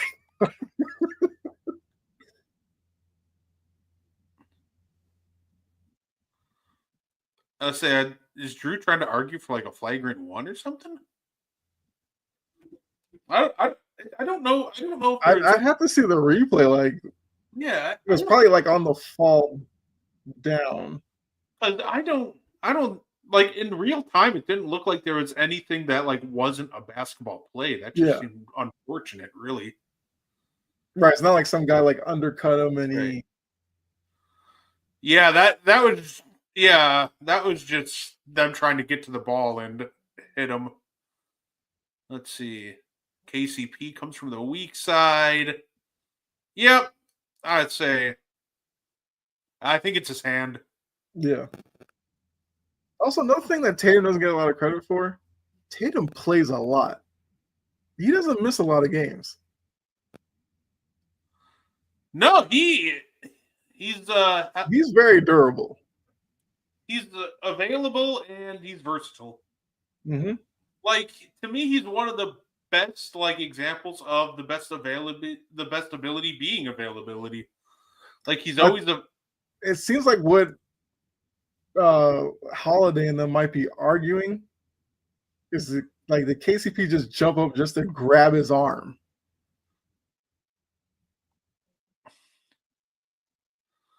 I feel like that's what they're arguing about. KCP wasn't playing the ball; he grabbed his elbow. That's just because KCP couldn't jump high enough. I was gonna say, I don't think that's just him being intentional or malicious. I think he's just short. Yeah. But I think where Holiday is, you see the arm around the elbow pulling down. Holiday probably read that a little differently. Yeah, I get why the Celtics and why his teammates would read it differently. You want to defend your guy. Worst case scenario, you want to make sure nothing malicious is happening. Yeah. But yeah, I don't think there was anything there. But I think, to be fair, I do think it's good on the Celtics to push for a review. Mm-hmm. Show one, it gives Tatum a chance to like flex out the wrist or whatever. Like, look, game 2 he'll probably have it taped. Like, Tatum's not going to miss any. I mean, he went through. I think the finals run against the Warriors, he played that series with a hurt wrist, and he was out there every game. No, absolutely, and it just shows them that you got his back. So, But I think a point you were making earlier, like the guys who hate the load management stuff, you want more Tatums in the league if you want to get away from that. Oh, wait a minute, are they arguing Carter made contact to the head and headed? Oh, I didn't even notice that. I just noticed that. It looks like Carter made contact to the head and neck area. Yeah, the follow through. Okay, so that's what Holiday didn't like. Okay, 'cause I was gonna say I don't think KCP did anything. Yeah, but KCP did. Like KCP tried to contest. That swing down. Yeah, you don't want that with guys up in the air. Yeah. Okay. So wait. Yeah. Right there. Yeah. Yeah. Carter just. I think Carter was also trying to go for the ball, but then just got him in the back of the head. But I'm just glad Tatum's okay. Yeah. I think Richard Jefferson doesn't agree with it, but I think Richard's not looking for the right thing. Yeah.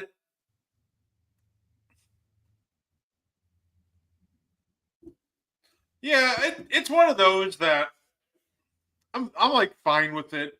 Like, I don't necessarily think I think they were going for the ball, but I also think that I get why they called it too. So yeah, it's one of those, like, if they'd said common foul, I wouldn't have been like throwing things like, oh, how do you miss that? Like, that's when, if they call it either way, fine. No, absolutely. And we'll have to see what that does the rest of the series for Tatum. But we also know Tatum is perfectly fine rebounding and assisting.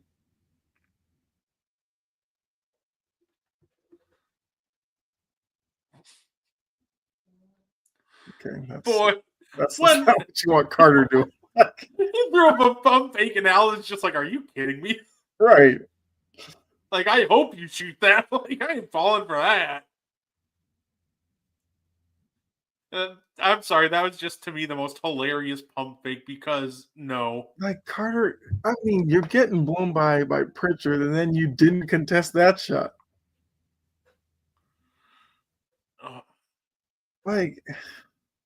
I cringe every time I see Franz Wagner get the ball up top as the primary ball handler. Yeah.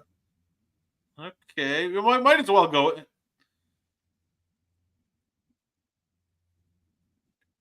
Like, at this point, if Bankero wants to get like 50 shots, I'm not gonna hate him. No, absolutely. It's one of those things that, I think this is one of those games where if I see people hating on Bankero, I'm just gonna be like what else did you want him to do? Right.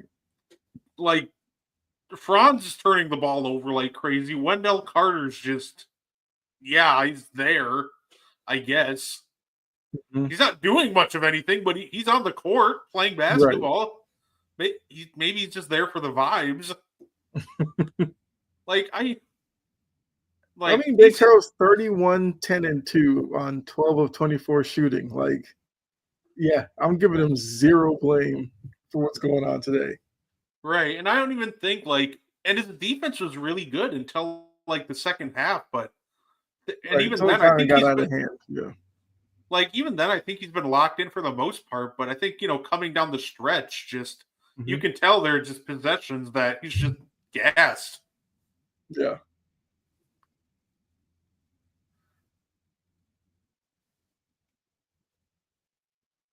Oh, I want to see what this lineup does on the floor to close out, because if Isaac gives you a better option, then play him more. Like at this point, Carter deserves minutes, like a minutes drop after this game. You know what? I'm just enjoying the Paulo Banchero show at this point. Right. I mean, look, if that's all you get for like 4 games is Banchero just going out and dropping like 35 a game. I feel like you got enough of this series out of Orlando. Say, hey, yeah, I've always been high on Banchero. I made the prediction before his rookie season even started that one year he's going to be an MVP of the league. Please, damn it, Yeah. dang it, sugar honey iced tea. But yeah, at this point, I'm just hoping like Banchero just doesn't miss for the rest of the game. Mm-hmm. But yeah, no, I've always been high on Paulo, and he's somebody that, like I said, before his rookie year, I was like, this guy's got talent, and I think one year he's going to be a league MVP. He's ultimate green light right now. He ain't even like thinking He's about not looking at anybody. He's like, I'm coming down. I'm getting to a spot. I'm pulling up. He's got like the tunnel vision of like 06 Kobe right now. Like he's just letting these rip. Yeah.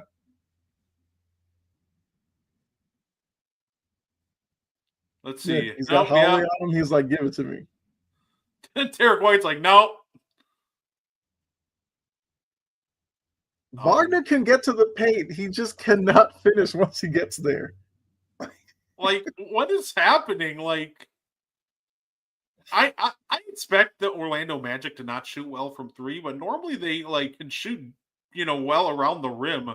Mm-hmm. But like Wagner has just been ungodly, like awful. Like, okay, Isaac hits the 3 in the corner. This Magic team is just so hilarious. They can't finish around the rim, but Jonathan Isaac's cashing 3s. Okay. Yeah. Okay. What a pass. No, I think game 2 would be fun for them to just come out and try Jonathan Isaac at center and just go small right away. It's like, really, what's it going to hurt? Right. Worst case, Porzingis maybe brutalizes you down low or something. Fine. Is he going to pass? No. Oh, he did pass. Okay. Hey, Wagner made that one. Hey. Like, I don't even hate. I feel like Wagner has been. I mean, his mistakes have been glaring, but he's at least shown something. They need more guys where you're like, if they're out in the court, you know what they can possibly do. Like KCP's been non-existent. I mean, Jory brought up Gary Harris earlier. Like, if you're playing minutes right now, you got to give something. I don't even, has Gary Harris even taken a shot? And like the funny part with Orlando, right? Like, how many teams have held the Celtics to under 100 by 3 minutes in the fourth? Yeah. Like, they've defended them, in my opinion, just very well. It's just the unforced errors that they've made that's the difference right now. Mm-hmm. But I feel like this was always going to be the problem with Orlando. You feel like defensively, they can contend with a lot of teams. It's just their offense at times it looks really bad. And I mean, once again, not to overreact to game 1, but just knowing what this Orlando team is, Banchero is going to have to average 35 at the least for them to be competitive enough to steal a game. If he has a game where he's off and he scores like 15, they'll probably get blown out by like 40. And that's a lot of pressure to put on Banchero game in and game out now. But we know how it goes, Kyle. Mm-hmm. The Magic will take game 2. Right. Then you get to hear for 3 days, are the Magic going to really do this? Can Corey Joseph score 25 every game? Like, just got hot. Calm down again. Yeah. No, yeah. looking at like this field goal percentages of everybody outside of like Banchero is brutal. Like Mm-hmm. the Wagner's 9 of 22, KCP's 2 of 5, Carter's 2 of 6. Mm-hmm. Like Anthony Black is 1 of 4.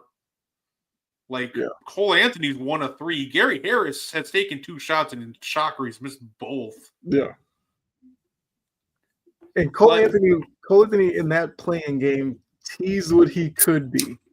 Because he went off in that game, and I think a lot of people were looking at it like, okay, you got Banchero, you have Wagner. If Cole Anthony is like that third guy, maybe this series is a little more interesting. And just looking at the shot selection, if you were to look back at it, or if you want to know how this game went, Banchero and Wagner seemed like the only two who were interested in playing.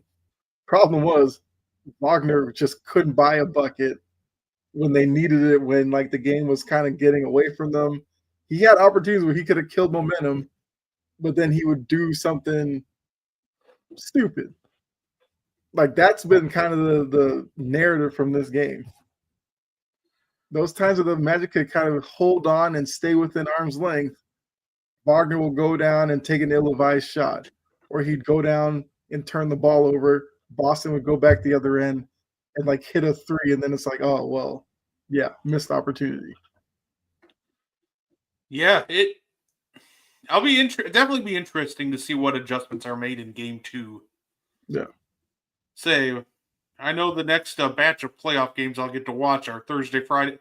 I'm off for 3 days this week, obviously for the NFL draft. Mm-hmm.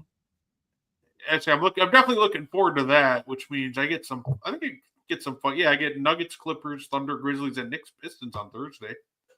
Get Okay. Bucks, Patriots game 3 on Friday. Yeah. Yeah, I'm definitely looking forward to overall playoff basketball. It's just a great time. Yeah. Great time of the year to be a fan. Mm-hmm. What can I get the soundbite of?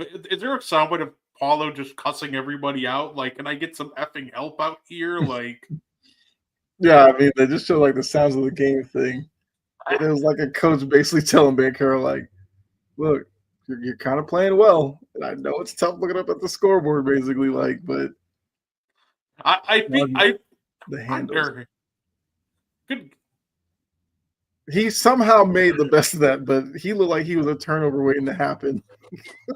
Like, if Derek White went to do a late double there, he would have had an easy 2 points the other way. I feel like there's a reason they only showed one Banchero soundbite, because the rest of them probably just aren't PG enough to be shown right now, because I can't imagine that man is happy at all. Ole, ole, ole, ole. Yeah. It's just like one jab step and Tatum got to the rim. Right. And that's when like the issue was a few of these Magic defenders. Good take, Banchero. One thing about Banchero, like I said, I will say, like, he rises to the occasion, and I'll be looking forward to seeing if they can get a team around him. Yeah. People say they miss, like, you know, the old days, like 90s and 2000s basketball. Like, just watch Banchero, because he plays a lot like your favorite players did in, like, the 2000s. Mm-hmm.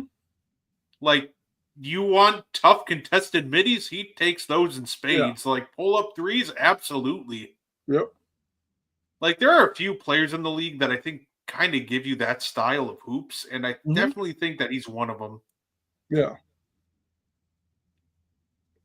And you also think, like, because of, like, his body type, like, the physicality of the 90s probably would have played into his hands even more. Oh, absolutely. Like, I don't think people realize just how big and strong he really is. Yeah. And that's why you'll see me get so mad when good defense. And that's why you'll see me get so mad when he settles for all these mid-rangers. It's not that he can't hit them. I know he can. Yeah. But, like, when you have the size and strength and everything that Banchero does, and I know if you take it for strong and the defender will just bounce right off of you, like I want to see you exploit that more. Like Yeah. I want to see you get down in the paint more. Yeah.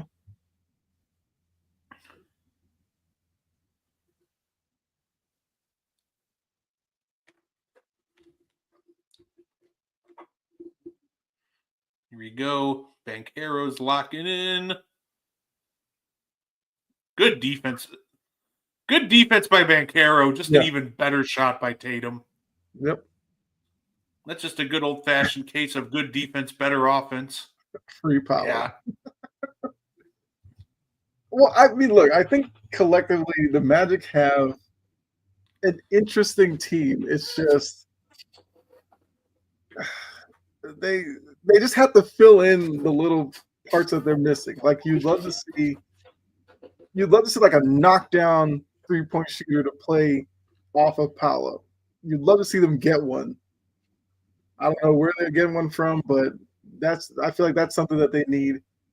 And they need a big that you actually have to think about when you're on defense. Because right now, Carter is a miss. And maybe Isaac is that guy, but Isaac also is not the biggest guy. So there would be certain teams that you can't run him at the 5 because he'll just get beat up. If there's a team like, it's funny, but like I don't know if I would personally do it. As you know, this game's winding down. We got the bench units in, but if there's a team that I think should take a chance on, or should consider taking a chance on a contract like a Michael Porter Jr., I think it should be straight up the Magic. Like there's a it's a bad contract, but when you're Orlando and you just desperately need any semblance of spacing, getting like a 6'10" shooter that can just rise up and consistently shoot over everybody would just be huge in so many ways. And like MPJ is also like developed into a really good rebounder too. Mm-hmm.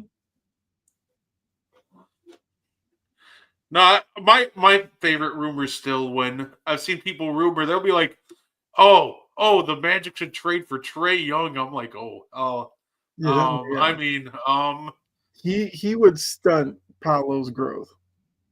The problem is like what Trae Young wants to run like ISO, like pick and roll offense, and are you going to run pick and rolls with Paulo? Like Paulo's not really necessarily that great of a role guy. He'd rather get down low and like seal. Mm-hmm. And are you going to run pick and roll and also there's the issue of like Trae Young, Wendell Carter battery. Like that just sounds like barbecue chicken all day.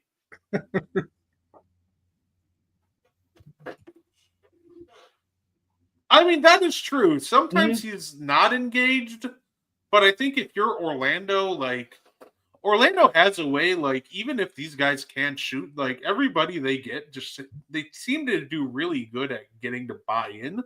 Mm-hmm. And I think they could get MPJ to buy into playing, just being aggressive on defense. Yeah. No, yeah, but say that's all we got for you today. We definitely appreciate everybody that tuned in. Kyle, anything you want to add before we get up on out of here? No, I mean, look, it was a game that was sloppy at times, but the Celtics get the win. They're up 1-0. I'm happy, and I hope people are gonna appreciate the talent that Banchero is, even though they may not win a game. But Banchero is a guy that's going to be really good in this league for several years to come. Like you said, hopefully the Magic figure out how to build a team around him. Absolutely. And then obviously, you can catch me again in an hour for the WrestleMania Night 2 watch along. We'll be hanging out, watching, WrestleMania. We'll also be talking about some NBA playoffs. And then, of course, tune into the great shows that we have throughout the week on Wire to Wire. Monday, we got, you can catch the morning show. You can catch Kyle this Tuesday on the Ball. Say I'll be back on the Ball next week. This week I'll be at the NFL draft in Green Bay, so I had to give up my Tuesday in order to make it, out to Green Bay. So I'm definitely looking forward to keeping you guys updated on that as well. Yeah. But in the meantime, thank you very much, and I hope you guys enjoy your Easter. Thank you for tuning in to the And One podcast. If you like our content, you can find more on the Wire to Wire Podcast Network on YouTube, Facebook, and Spotify. Want more And One? Find it on Wire to Wire. Like and share our Facebook page and join the And One Discord. Grab the link to join from our Facebook. Thank you for tuning in and have a wonderful day.